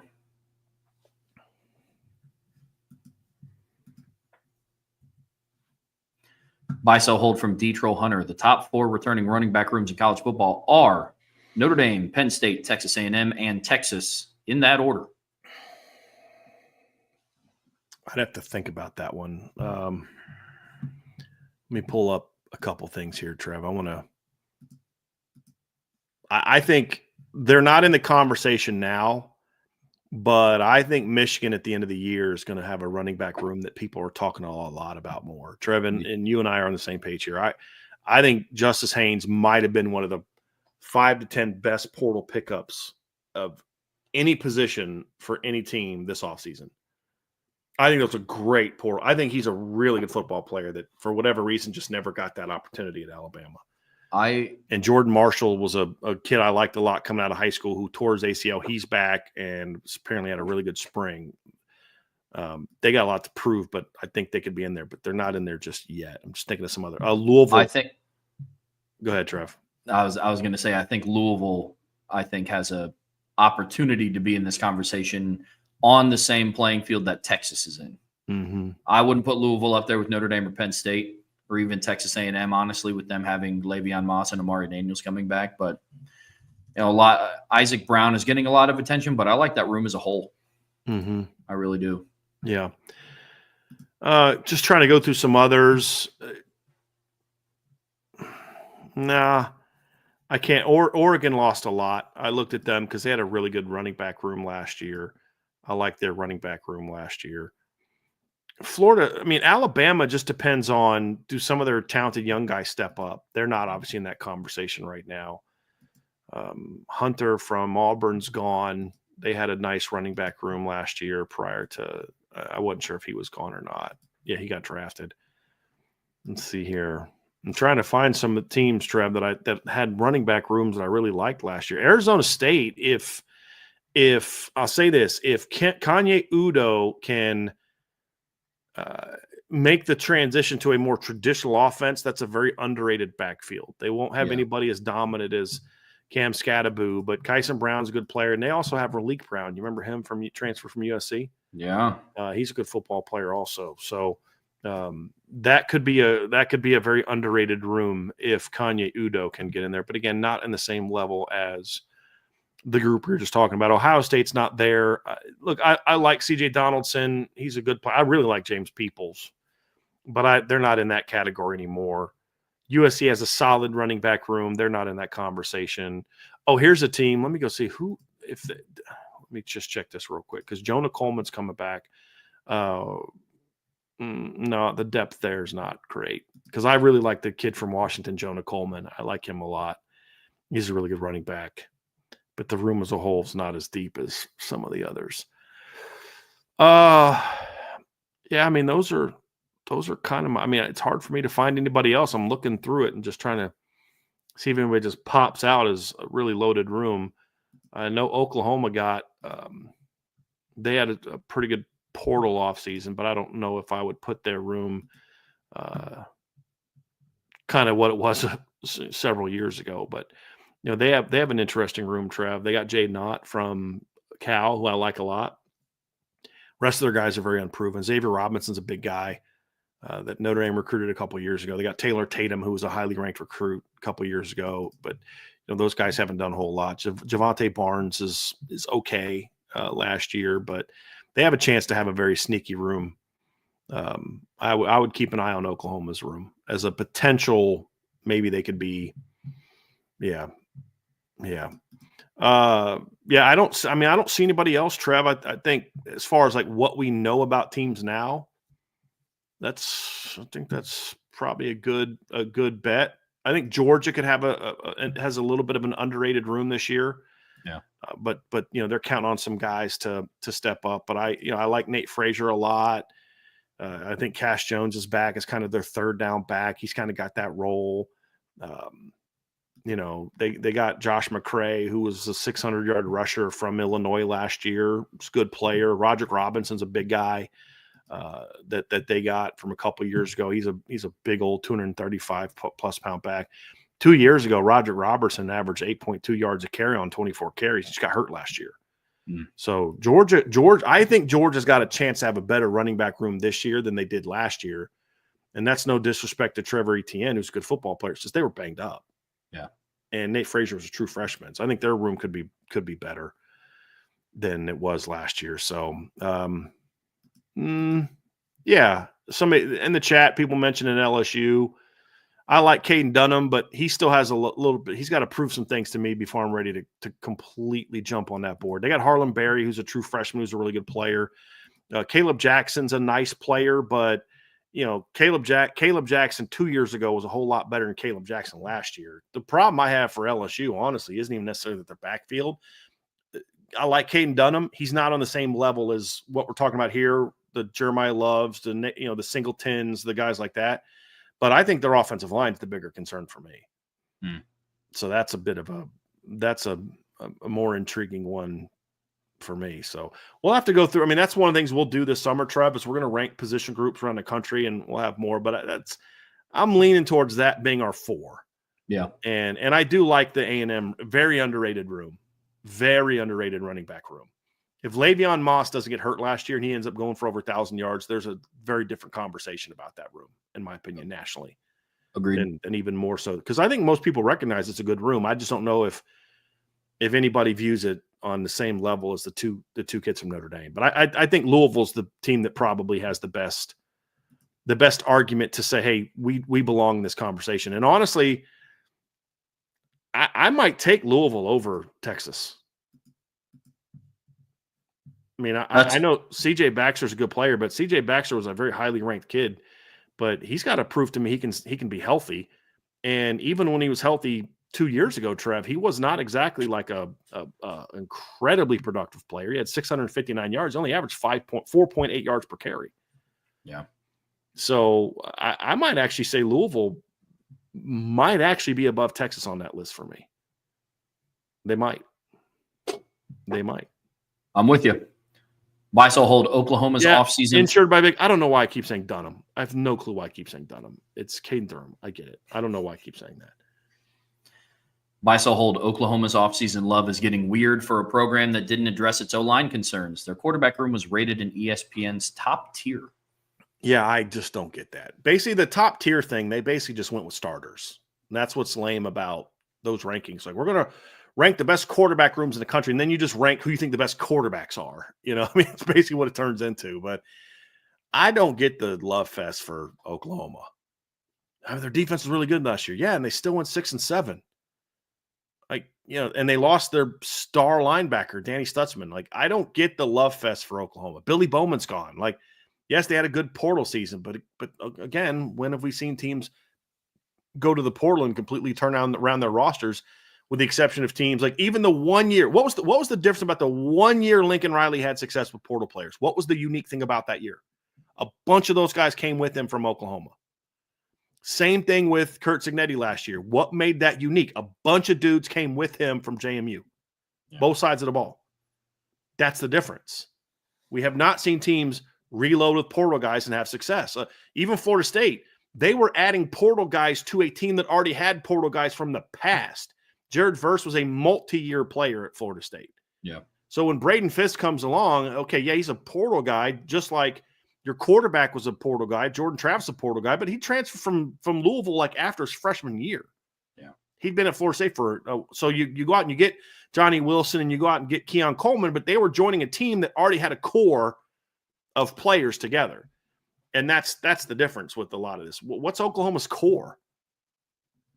So and I get the John Mateer hype, and he's a good football player, but I mean, goodness gracious, like when we saw this with we see this a lot of quarterbacks when they go up a level, they struggle. And with all due respect, anyone that's going to tell you, well, Cam Ward went from Washington State to Miami, big difference. Cam Ward played in a Power 5 conference when he was playing at Washington State. Could you imagine the numbers that Cam Ward would have put up 2 years ago when he was at Washington State if their schedule was Portland State, Texas Tech, Washington, San Jose, Boise, Fresno, Hawaii, San Diego State, Utah State, New Mexico, Oregon State, and Wyoming? Yeah. Guys, and the thing is, I think John Mateer's a good player. The difference is they're hyping him up like he is just an elite top 2 or 3 quarterback in the country. And I'm like, Cam Ward went to Miami, a team that has a better core than what Oklahoma has, and they still went 10-2. They still weren't a top 10 team. So I just don't get it. I really don't get the Oklahoma love fest. I no top 10 team? Seriously, top 10? I don't get it. You know what I think a lot of it is? I think a lot of it's about ratings, because you can't cover the portal the whole offseason and then not act like the portal has a big impact on teams. So if you just say, hey, we got to see it first, then what are you going to talk about? What are you getting clicks on? No. But you got to get those fans whose teams are in the portal. You got to give them some love and keep them entertained and excited. So you got something to talk about for that period of time when the portal's raging. I think that's part of it too. So yeah, I think that's a lot of it. Oh, I think that's completely fair. I mean, especially now that Oklahoma's in the SEC, people just want them to be good again. I mean, because Oklahoma went on a tear of, making the play. They didn't do much once they got there, but they went on a tear of making the playoffs for, lost by double digits all but 1 year. Yeah. But, them going 6-7 and losing to Navy in a bowl game is still a pretty far fall from making a 4-team college football playoff. And I think they're just people just I love but we were missing insert place. I'm like, okay, name me anyone from Navy's team that you'd take right now to start for you. Name me one. Well, Blake Horvath might be able to play running back for us, slot receiver. Name me one guy from Navy that you'd have taken last year at Oklahoma. So I don't want to hear we were missing this guy, that guy, the other guy. No, I don't want to hear it. Buy, so hold. Garrett Riley is the better Riley play caller. Look, y'all, sell. I have a lot of issues with Lincoln Riley as a head coach. Lot of issues with Lincoln Riley's head coach. His teams are soft. Their defenses are soft. There's a lot of things I dislike about him as a head coach. The one thing that guy is as good as just about anybody in the country, that dude can call some plays. And let's be real now, okay? Because I never let my dislike for a person cloud my analysis as best I can. Lincoln Riley got after Al Golden's behind in the 2 or 3 games they played. Let's not forget that. They put up 38 on Notre Dame in Al Golden's first year, and they put up 35 last year on Al Golden's defense. So Al Golden was not a fan of having to face USC. You could tell. He always went away from what worked for them when they played USC. Well, not always. In 2 of the 3 games he did. A year ago, he saw an offensive line that had no shot at blocking his team, and he just said, we're going to attack. But Lincoln got after his behind 2 of the 3 years they went into each other. Garrett Riley did not tear up Al Golden's defense 2 years ago. I mean, that Notre Dame killed themselves. I mean, they did some nice things, but yeah, you're fumbling punts, you're giving them short fields, you're throwing pick sixes. I mean, no, that was – I like Garrett Riley as a play caller. He's not Lincoln as a play caller. That's no disrespect to Garrett Riley. He's a good play caller, but the one thing Lincoln Riley's really, really good at is calling plays on offense. Yeah. Yep. I would agree.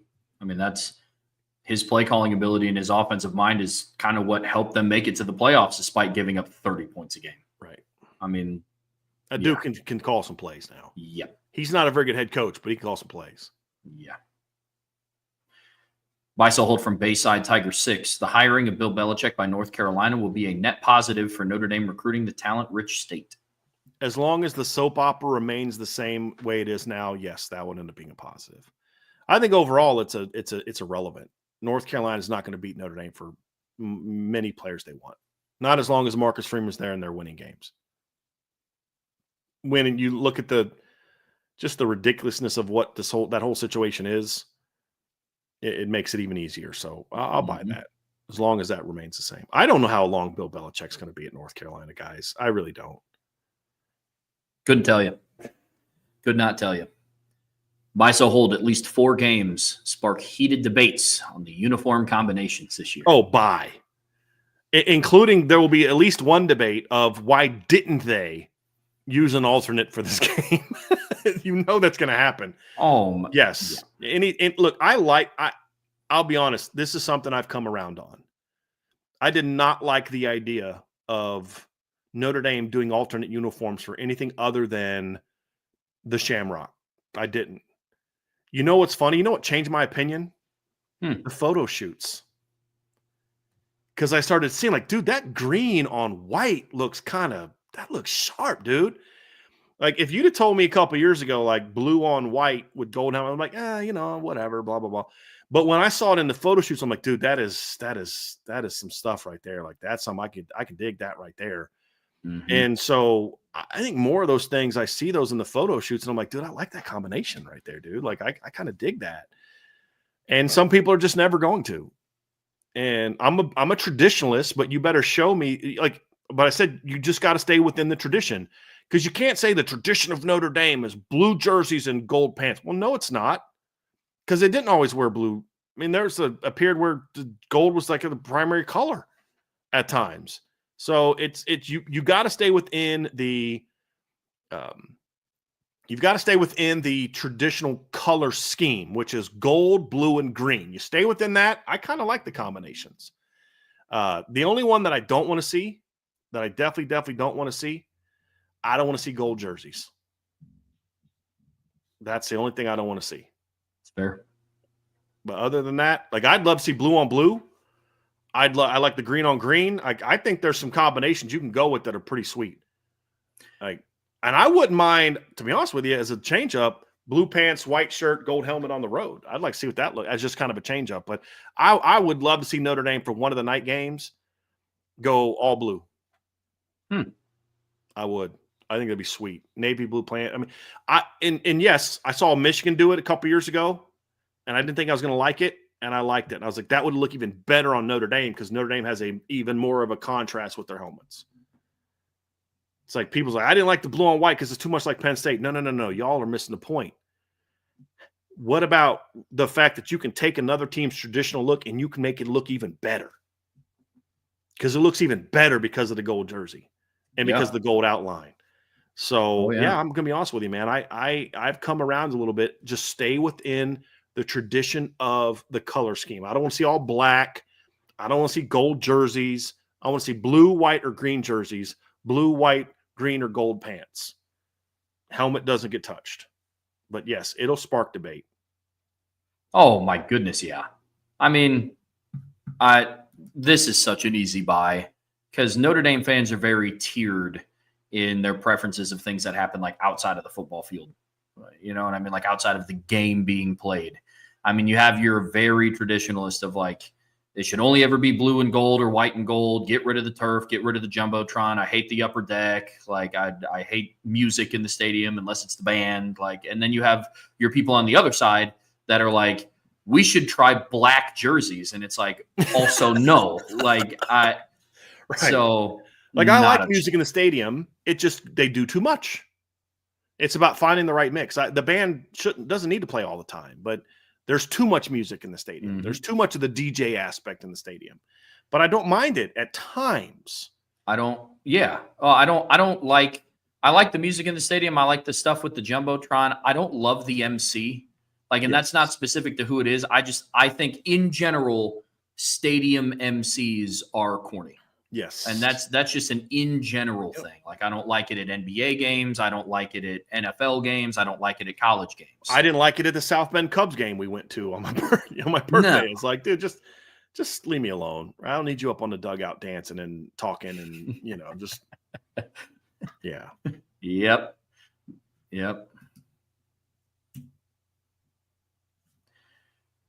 Buy, sell, hold from Bayside Tiger 6. Buy one, sell one, hold one. You can lock in one of these performances heading into the season. Noah Burnett is the Lou Garza winner. Anthony Knapp earns at least second-team All-American at tackle. 2 ends combined for the production of a first-team All-American. If we're saying that the honor is legitimately based on their play and not reputation, I am buying Anthony Knapp being a second-team All-American. I'm going to hold on the 2 ends combined for production of a first-team All-American, and I'm selling Noah Burnett as a Lou Garza winner, because here's the deal. If Noah Burnett's the Lou Garza winner, that means they settled for a lot of field goals. Facts. I don't want Notre Dame to ever have a kicker that's a Lou Garza winner, ever. Why? Because I don't want them to kick enough field goals for him to be able to do it. Unless it's like this guy kicked 37 more extra points than any team in the country. You know what I mean? We made the 09-19 LSU team look like bums. But no, I would absolutely, if Anthony Knapp plays to the level of a second-team All-American this year, your offense is going to be filthy. Yep. Absolutely filthy. So, but I'd be okay if you wanted to take the 2 ends. That'd be fine too. But no, If Anthony Knapp plays like a second-team All-American, this offense is going to be ridiculous. Yes. Absolutely ridiculous. Could not agree more. Beisel hold from Domer since birth. Notre Dame will have 10, 11, and 12 first, second, or third team All-Americans on one of the on one of the 5 major All-American lists, not including freshman All-Americans. I'm going to sell that. That's a lot. That's half your team. I'm going to sell all those. I mean, last year, did Ohio State even have 10, 11, or 12 first, second, or third teams? And not all of the 5 major lists even have third teamers. Yeah. A couple of them do, but not all of them. Yeah. That's a lot. Actually, I'm going to go look. What was Ohio State last year? See, most All-Americans in a season by a team in college football. I'm actually curious what the answer to that is. Oh, okay, that's giving me all-time single season. Let's try that one. Looks like in 2023, no, that was unanimous. So, yeah, I'd have to kind of go look through that one, but that's a lot. That's a lot. Let me see what last year, how many let me see how many Ohio State had last year. So let's go to Wikipedia. See, Ohio State last year had no one on offense. Oh, Seth McLaughlin. They had, let's see, that was first team. So you had Seth McLaughlin, you had Caleb Downs, Jeremiah Smith, Donovan Jackson. That's it. So that's a lot. I mean, if Notre Dame has 10, Trevor, they not only win the championship, but they don't play a close game outside of maybe one playoff game. Yeah. I mean, LSU in 2019 had 4. Yeah. From the AP. Joe Burrow, Jamar Chase, Derek Stingley, and Grant Delpit was a second teamer. Yeah, so Burrow, Jamar Chase, Damian Lewis, Grant Delpit, Derek Stingley. So he had 5 as far as getting anything, first, second, or third from one of the major ones. So, yeah. I mean, if they have 10 first, second, or third team All-Americans across the team, they go 16-0. Yeah. I mean, that's a lot. Yeah. Beisel hold Marcus Freeman, Pete Bravacqua, or Father Dowd will openly and honestly discuss or call out USC over their antics of ending the rivalry. Who should have the biggest potential? It's got to be Pete Bravacqua. Marcus Freeman shouldn't get into that mix. He needs to focus on playing the game. Yep. Don't do anything as a head football coach that distracts your players from the game. Now, if you want to do something after the game this year, fine, if they've decided to end it. But that needs to be a battle Pete Bravacqua needs to have. I don't know that Father Dowd saying anything about it will have any movement. Pete Bravacqua was the one that can fight that fight. And he's already started to. Yep. That Marcus Freeman's the head football coach. He needs to coach football. Nothing drives me more nuts when head coaches start speaking on things that you're like, dude, why are you talking about that? Like Pat Narduzzi, why are you giving an opinion on whether Notre Dame is or is not in the ACC, full time or not? Like, dude, shut your pie hole. We let him in for the year. Yeah, and go look at your payouts that year and how much better they were because Notre Dame was in it compared to what they were in the past. So, stay in your lane. Marcus Freeman needs to worry about getting his team ready to go win a championship. And that's just not his personality to kind of get involved in that. The only time I've ever seen him do anything like that publicly was the comment towards Kurt Cignetti, which was still great. But even that, it was so subtle. How many people actually knew that? Like, you know what I mean? Like, I didn't catch that at first, Trevor. And really? Didn't catch it at first. I was like, because I'm in the thing. I'm part of the press conference, and he says it. I'm like, that's an odd thing to say. Like, you Googled him. You Googled the head coach at Indiana. Like, well, I don't get it. Then I was like, oh, wait a second. It took a couple minutes for that to register in my head that he was throwing shade at him because he was like, Google me, kind of like that scene from Four Christmases. It's like, what? Yeah. If Marcus Freeman is going to do anything open and honestly, about USC deciding to end it, then on October 18th, go do what LSU did to Oklahoma in the 2019 first round of playoffs. Like, go That's put up what 70. Marcus Freeman can do. Go beat them by 50. And then Yeah. you can say that's why they're leaving us, because they're tired of getting destroyed by us. Yeah. And then the Jewel Shillelagh can stay in South Bend forever. That's Pete Bavacqua's job, not Marcus Freeman's. Mm-hmm. No, that's the wrong direction. Here we go. Buy, sell, hold from Mick. This year's college football playoff will feature a 5 seed that is a consensus number 1 seed. I like what you did there. I'm just not there yet. I'm hoping that is a buy. I'm going to hope buy that one for 2 reasons. One is I hope that Notre Dame's the number 1 ranked team. Number 2 is I hope that they stay to the four champions get a buy. Yeah. I'm hoping they stick to that. So I'll hope buy that one. We see that the same. Buy, sell, hold from Wade Garrett. Steak, burgers, pizza. So first of all, I love all those.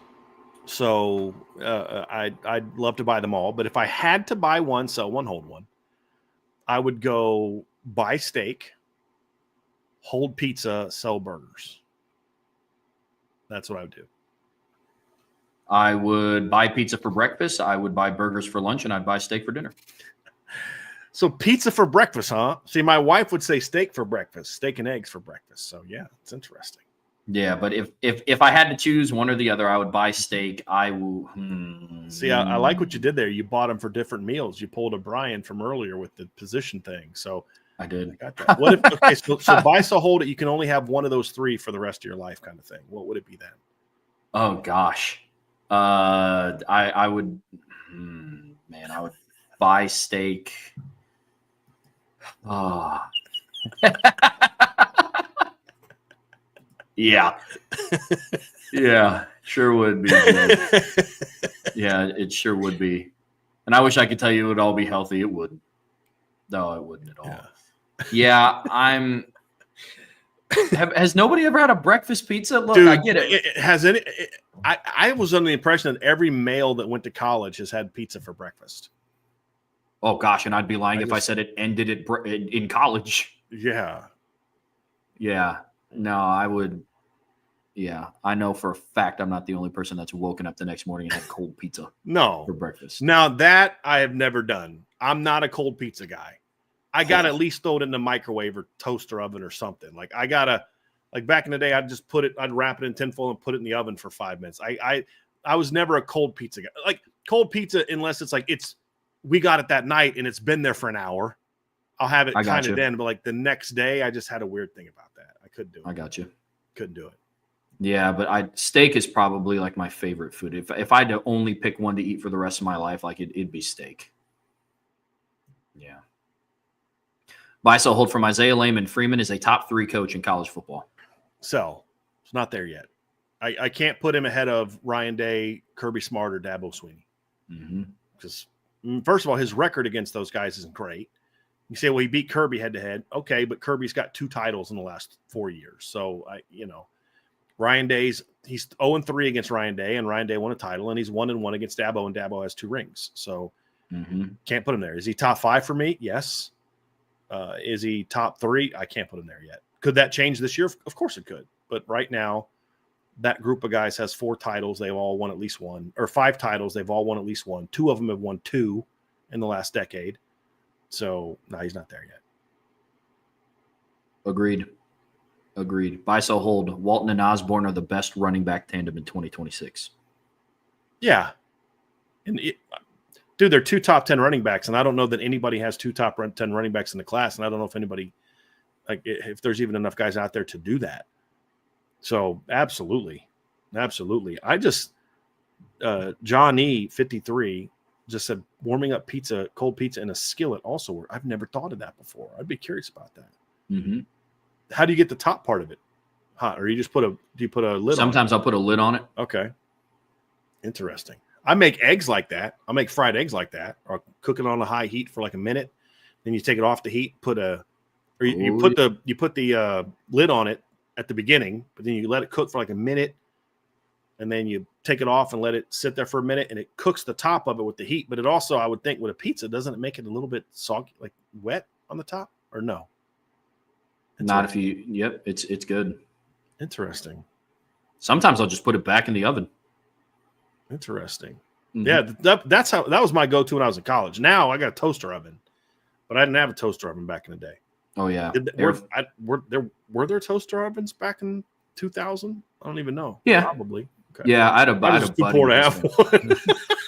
Oh, that's what I'm saying. It's toaster ovens. Like people, like I had some friends who's like, yeah, I got an air fryer for my dorm room. It's like, dog, I'm using the community microwave. So good for you. But no, I feel you. There we go. Learn something new every day. Buy, sell, hold from Ham Sartman. Love that name. For the sake of off-season conversation, you get to decide who Notre Dame takes at quarterback for the 2027 class. Of this group, who are you buying and selling? Peter Bork, Teddy Gerard, Malachi Ziegler, or Keegan Croucher? Yeah. Well, of those four, since there's four, I don't want to leave anybody off. I would buy either Malachi Ziegler or Peter Bork. I'd buy either one of those guys. You give me one of those two guys, I'm happy. I would also throw Peyton Houston in that conversation. He's a stud too. And there's a couple other guys that I still have to watch. I haven't watched everybody yet. I would hold Keegan Croucher. I like Keegan Croucher. He's a good football player. They're all good football players, but he's more of the pocket passer type. You know, nice live arm, a lot of upside, skinny kid. He's going to get a lot stronger. Teddy Gerard is a little bit of like the run around playmaker. Like almost every throw he makes is like a go or a slot fade. He's running around a lot. He's got a really long like wind up, which I don't love. His ball placement on like go balls and back shoulders is excellent. But anything he's got to throw on a line, his ball placement's not quite as good. And I think a lot of it has to do because, like, when you got a long windup and you got to come up here, you're going to be a little bit more consistent with your release point on stuff like this. But sometimes, not all, sometimes guys who have that really long, like whiplash type of throwing motion on stuff where they got to bring that release point down and really snap it through to get sort of they can have a little bit more inconsistency from a ball placement standpoint. I see some of that with Teddy Gerard. They're all four good quarterbacks, but that's why he would be the sell for me. And he's a little bit of the street ball. Sean Davis and I were talking about him. He's a little bit more of the street ball type of quarterback, just running around, playmaker, where the other guys are more within a system. Peter Bork can make plays. Malachi can make plays, but they can also sit in the pocket and do damage. Yeah. So I like those two of that group are at the top of my list. I'd buy either one of those two guys, hold on Keegan Croucher, and then sell on Teddy Gerard. They're all top 250 quarterbacks easily.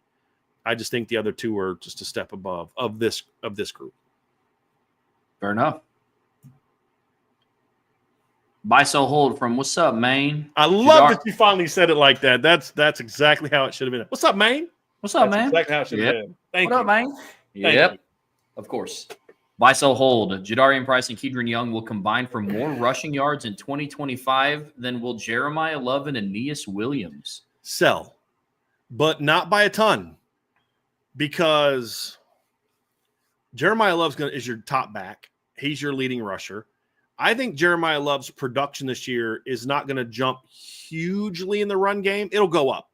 Like I could see him doing the entire season what in the regular season what he did for the entire season last year. I could see him being 11-25 in the regular season. His overall production, I think, you're going to see an even bigger jump in what he does in the pass game. I just really feel that way. Yeah. And I think Jadarian could see a bigger jump in rushing yards than maybe what Jeremiah had for several reasons, including they're still going to play in a lot of blowouts. And I think with what happened last year, I don't know that you're going to want to be putting Jeremiah Love in the third quarter of the Purdue game like they did for a series or two last year, which they did. But it's more so about, if Jeremiah is 300 yards ahead of Jadarian, which is about what he was last year, it was about 300 and like 370, something like that. Well, is that gap between Kedron and Aeneas going to be big enough? And I don't think that it will. I think Kedron is going to run more for Aeneas, but I don't think it's be by such a great gap that all of a sudden those two jump what Jeremiah and Aeneas do. I sell that. I see where you're coming from, and I actually really like the question. It's basically our perceived, because I think he recognizes that we believe it's going to be Kedron. That's kind of that third back. So do we believe that the 2 and 3 outrush 1 and 4? It's kind of how I take that question. That's a very good question. I'm still selling it. If that happens and Jeremiah Love doesn't get hurt, this team is going to be an unreal offense, because that means Jadarian and Kedron are really like upping their game, because Jeremiah is not going to take a step back if he's healthy. He's going to be every bit as good, if not better. So if that ends up happening, it means Kedron and Jadarian both make big jumps, and this team's running for like 240 yards a game, which would be a lot of fun to watch. A whole lot of fun to watch. Which duo, follow-up question from me, which duo do you think totals more first downs on the season? Love and Aeneas, or Price and Kedron? Price and Kedron. I see what you did there. Thank you. So buy, so hold. Jadarian Price and Kedron Young will combine for more first downs than Jeremiah Love and Aeneas Williams. Buy. Buy, so hold from Eye on the Ball. Anthony Knapp is purported to have the mobility to handle the edge rush. He shows the desire to learn and practice hard. Then his future as an all-around left tackle, pass pro and all, is left predominantly in Rudolph's lap. I buy that. So if I'm right about his athleticism and he has the work ethic to get better, then it comes down to, is he being prepared by the football coach to then go make those improvements? I think that's a fair thing to say. I'll buy that. Yeah. I'll buy that. Yeah. I'll buy that as well. I'm with you. Buy, so hold again from Eye on the Ball. 2025 will mark a year of relative health for Notre Dame. Please, Lord, I'll just buy it right there. The strength and conditioning will have improved to better prepare the athletes from the nagging type hammy injuries, etc., seen in years past, and probability is less freak injuries occur this year. I buy that. I mean, unless Lauren Lando's just not good at his job, you don't often see the multiple years in college of that, of just 2 years in a row of just bad injuries. Yeah. Notre Dame kind of had that in 14 and 15, but again, they had a bad strength coach. Longo was having a lot of issues back then, and just he wasn't the same guy he was at Cincinnati and early in his Notre Dame career because of some of his own health issues. So I'll buy that. I think that's fair to say. Oh, yeah. I mean, I'm buying that too. I mean, we've already seen the decrease in the soft tissue stuff like hamstrings. Agree. From 100%. 2023 to 2024. Yeah. Last year was a lot of knee stuff. Mm-hmm. I mean, Jeremiah Love's situation was a knee, and Riley Leonard's was a knee. Howard Cross is a knee. Ashton Craig, Jordan Patojo, Bubakar Traore, Kahano Kia. The only guy that wasn't a knee injury or a lower leg injury, because Schrouth, his was lower than the knee, but it was still a lower leg injury. The only ones that weren't were Benjamin Morrison had a hip, and then Jagasol with the shoulder. Everything else, I believe, was related to knee and lower body, like knee, ankle. So, yeah, good point. Also hold, with good health and the return of the ACL club from last year, Notre Dame will revisit the national championship game again. I buy that they have a shot to do so, yes.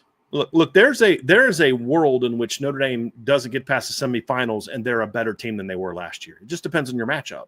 And do you get that hot team that is just got a better situation than you do? That's possible. But I certainly buy that they have a legitimate opportunity to get back to that level, yes. There's a lot of things that go into it just beyond health. But by and large, I buy that that's a legitimate possibility. Yeah, well, I buy it as a possibility as well. Look, I've been saying it all offseason. Brian's been saying it all offseason. With the expanded playoffs, it's about the journey back to the semifinals. Yeah. It's not as simple as what it was when it was 4 teams, where you just have to win one game to make it back to the national championship. I think there's also the reason I say the path will actually be tougher this year than it was last year is because I think there's more teams capable of making a run to the title game than there were last year. Agreed. I think the number of teams that were just legitimately that team is really good was much smaller. It was Ohio State, Notre Dame, Texas, Oregon, and I don't even count Penn State in there because I think Penn State benefited from getting a really nice draw. I don't know if Penn State's a semifinal team if they're playing anyone other than Boise State and SMU. Like, it's not a given to me that they're going to beat Tennessee the way that Ohio State did. It's not a given to me that they would have beat Arizona State or Clemson. They might have. They would have had a shot to, but it's not a given to me. And so I don't think I was been on record. I don't think Georgia was that team. The only thing that was going to keep Georgia from or Texas from making a run was that they played a team that was physical, which is why they struggled with Arizona State in the second round. Yeah. It's why they lost to Ohio State ultimately. It's because Ohio State could make the big boy plays and Texas couldn't. But Texas still had the roster to make a run to the championship game. Ohio State did. Notre Dame did. Oregon did. The Oregon's problem is they just ran into Ohio State in the second round. If Oregon has Penn State's draw, they're a semifinal team at the least. And then let's see what happens between them and Notre Dame. But they caught a bad break in that they had to play a team that was just a little extra motivated and the most talented team in the country and a team that had a little even extra motivation. Like Ohio State had double motivation for Oregon. Number one, they had the ending of Michigan and what that did for that team. And then the double motivation was the way that they lost to Oregon at Oregon, but also the way that they lost. Yeah. So that was just a bad draw for them. But Oregon in a different – like if Oregon had Texas's draw or Penn State's draw, I would even argue if they had Notre Dame's draw, they're a semifinal team last year. I believe that. I always wonder – well, no, I can't say always, but recently I've started to think about what would have happened if Ohio State would have beaten Michigan. Yeah. Like the same motivation. Yeah. In the same way that what would have happened if Notre Dame beat Northern Illinois? Right. Would they have been the same team? Maybe would they have had that fire lit? Yeah. Because you got to think they get the Michigan monkey off their back. They're back in the Big Ten championship. And then that's when they would have gotten their rematch with Oregon. Not in the playoffs, they would have gotten a bye, and I think that's a good question. Would they have been as motivated as they were? You don't know. I do think Notre Dame needed that loss to Northern Illinois. Looking back at that 100%. Team, the way that they played in a couple of those early games, I think that losing as early as they did to the second to worst potential team you could lose to from a perception standpoint. Now, Northern Illinois was better than Purdue. They were better than Stanford. They were better than several teams Notre Dame beat last. They were better than Florida State, but it's still Northern Illinois. It just is. Would they have lost to Louisville? Would they have lost? Would they have lost late to USC? Who knows? I think they needed that game. Agreed. To be the team that they became. But you never know. They might have just still done that and let's say they get 10 extra yards and Mitch Jeter nails that field goal at the end and they win. I think would that have been enough to kind of motivate that team to still, hey, we can't let this. That was too close for comfort. Maybe. What if Ohio State scores on a last-second touchdown against Michigan and wins that game? Is that still enough motivation to say, hey, we got to be better than this? Or did they actually need to lose to do that? That's a fair question. It's a very fair question. Buy, sell, hold from Double Bogey. Not playing USC and Stanford annually will hurt West Coast recruiting. Sell. It doesn't help not playing out there, but I don't think it'll hurt either because Alabama's gone out there and cleaned up in recent years. Why? Not because they play a bunch of West Coast teams. The only time they played USC was in Texas. It's because they're really good. And California kids they're much more willing to leave the state than they have been in the past. So I don't think that's going to hurt them a ton. No.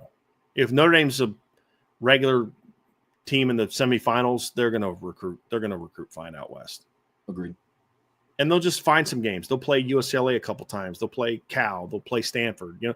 There's nothing to keep them from putting Stanford back on the schedule every now and then if USC drops them. Mm-hmm. That's something I'm curious if Notre Dame does. If USC drops them, do they value the West Coast that much that they would then go add Stanford? It's a good question.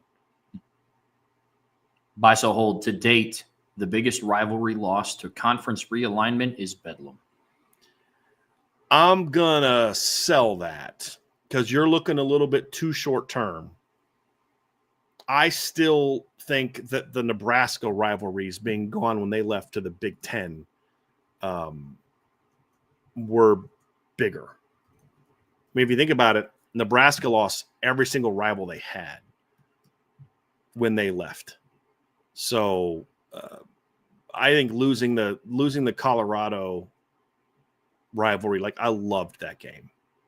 I loved the Colorado rivalry with Oklahoma. That's probably where I'd go with. Nebraska. Nebraska and Colorado, and then Nebraska and Oklahoma had some big games too. But yeah, the Colorado one, I love that rivalry. I don't know why. I love that rivalry. Yeah, it hasn't been much in recent years either. But I mean, Cal Stanford's also gone. Yeah, that's true. Yeah, Nebraska, Colorado played the last 2 years, but prior to that, it was 18 and 19, and prior to that, it was 2010. That was a rivalry I loved. Oklahoma State, probably number 2, and that's part of the generation you grew up in. If you're from a younger generation, you probably don't know that even Nebraska and Colorado had much of a rivalry, but because you say, well, Nebraska dominated the Colorado rivalry, Oklahoma dominated the Oklahoma State rivalry. It's still a great game. Yeah, I'd probably go that one. Yeah, for sure. I'd probably go that one. Buy, sell, hold from Bobby Frey. Notre Dame will have at least 4 different players lead the team in receiving yards in at least one game this season. Oh, buy that for sure. I mean, I can name them. Jaden Greathouse will lead them in receiving yards at least once. Malachi Fields will lead him in receiving yards at least once. Eli Raridan will lead him in receiving yards at least once. And one of Jordan Faison and Will Pauling, if not both, will lead them in receiving yards against once. And don't be shocked if there's a game where a running back leads a team in receiving yards. Agreed. Yeah, but I'll buy that. Buy, sell, hold from John A1. If Tommy Rees returned to Notre Dame for the 2023 season, Harry Heatstand would have remained the offensive line coach. Notre Dame would have had an 11-1 record and would have been heavily considered for the 4th playoff spot. It's a great question, and I will buy that. I think they still would have lost to Ohio State. I don't think they lost to Ohio State because of the offensive line.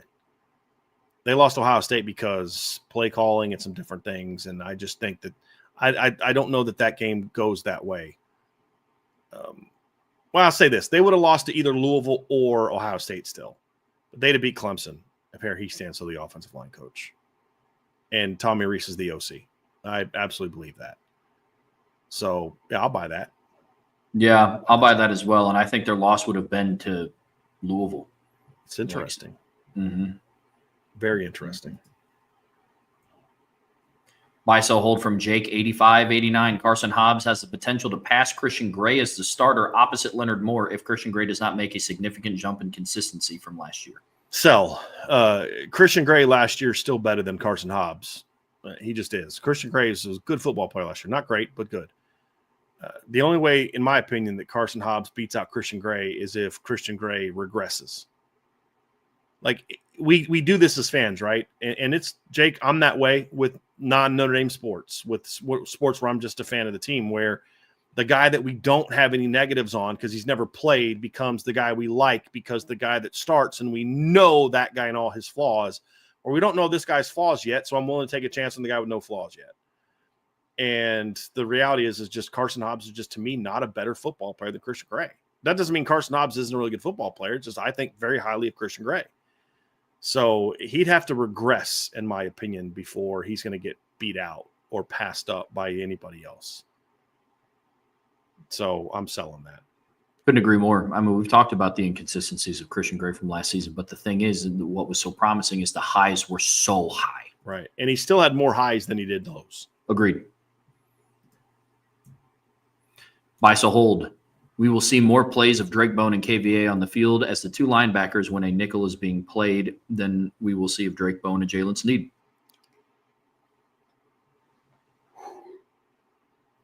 I'm going to sell that. And here's why I'm going to sell that. there comes a point in time where I've said this before. I think your best linebacker combination is when Drake and Kingston are on the field together.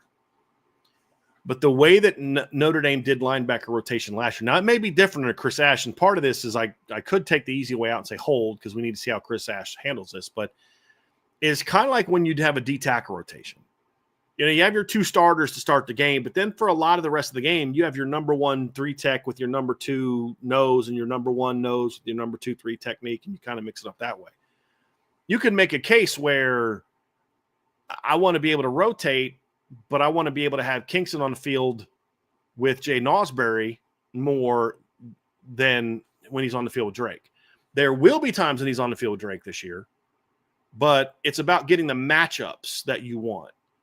And so that's why I sell that. I still think we'll see a little bit more of Drake with – now, it may not be Jalen. Maybe it's Jay Nosbury, but I still think we'll see a little bit more of that this year than we will see with Drake and Kingston.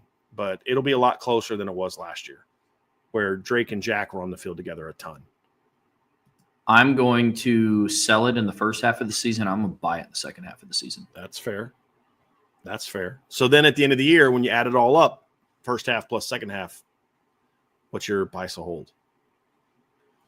I'm going to buy it considering the postseason. Okay. Fair point. Last one, Trev. Here we go. Buy, sell, hold. Take us home, Jake, 85-89. Considering Anthony Knapp and Charles Jagasaw are the two best run blockers, Notre Dame would benefit more in the run game by having Jagasaw play left guard next to Knapp at left tackle than having Knapp at left tackle and Jags at right guard. I'm going to buy the sentiment behind what you're saying, but I'm going to make a case for why I wouldn't necessarily do that this year. And here's the reason I would buy it from the sentiment you're trying to get across, because I've always said I really like having a 1-2 side combination that's just dominant. And that's really worked for Notre Dame over the years. Like that, I mean, whether it was Aaron Banks and Liam Eichenberg in 2020, whether it was McGlinchey Nelson for 17 and 16, you know, it was Stanley and Nelson before that. It was Martin and Watt as your dominant side, you know, from 10 to 13. I totally get that. The reason, and normally all things being equal, that's what I'd prefer. So that's why I'm buying it, because that's my preference and I understand the sentiment. Here's, however, why I am actually okay with it not being this way in 2025, because Anthony Knapp played a ton last year. He's still a young player.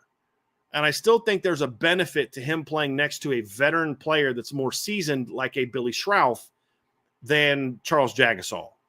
Because now you've got a more experienced, but still a true sophomore next to a redshirt sophomore who's really only played, 3 games and only started 2 in his career.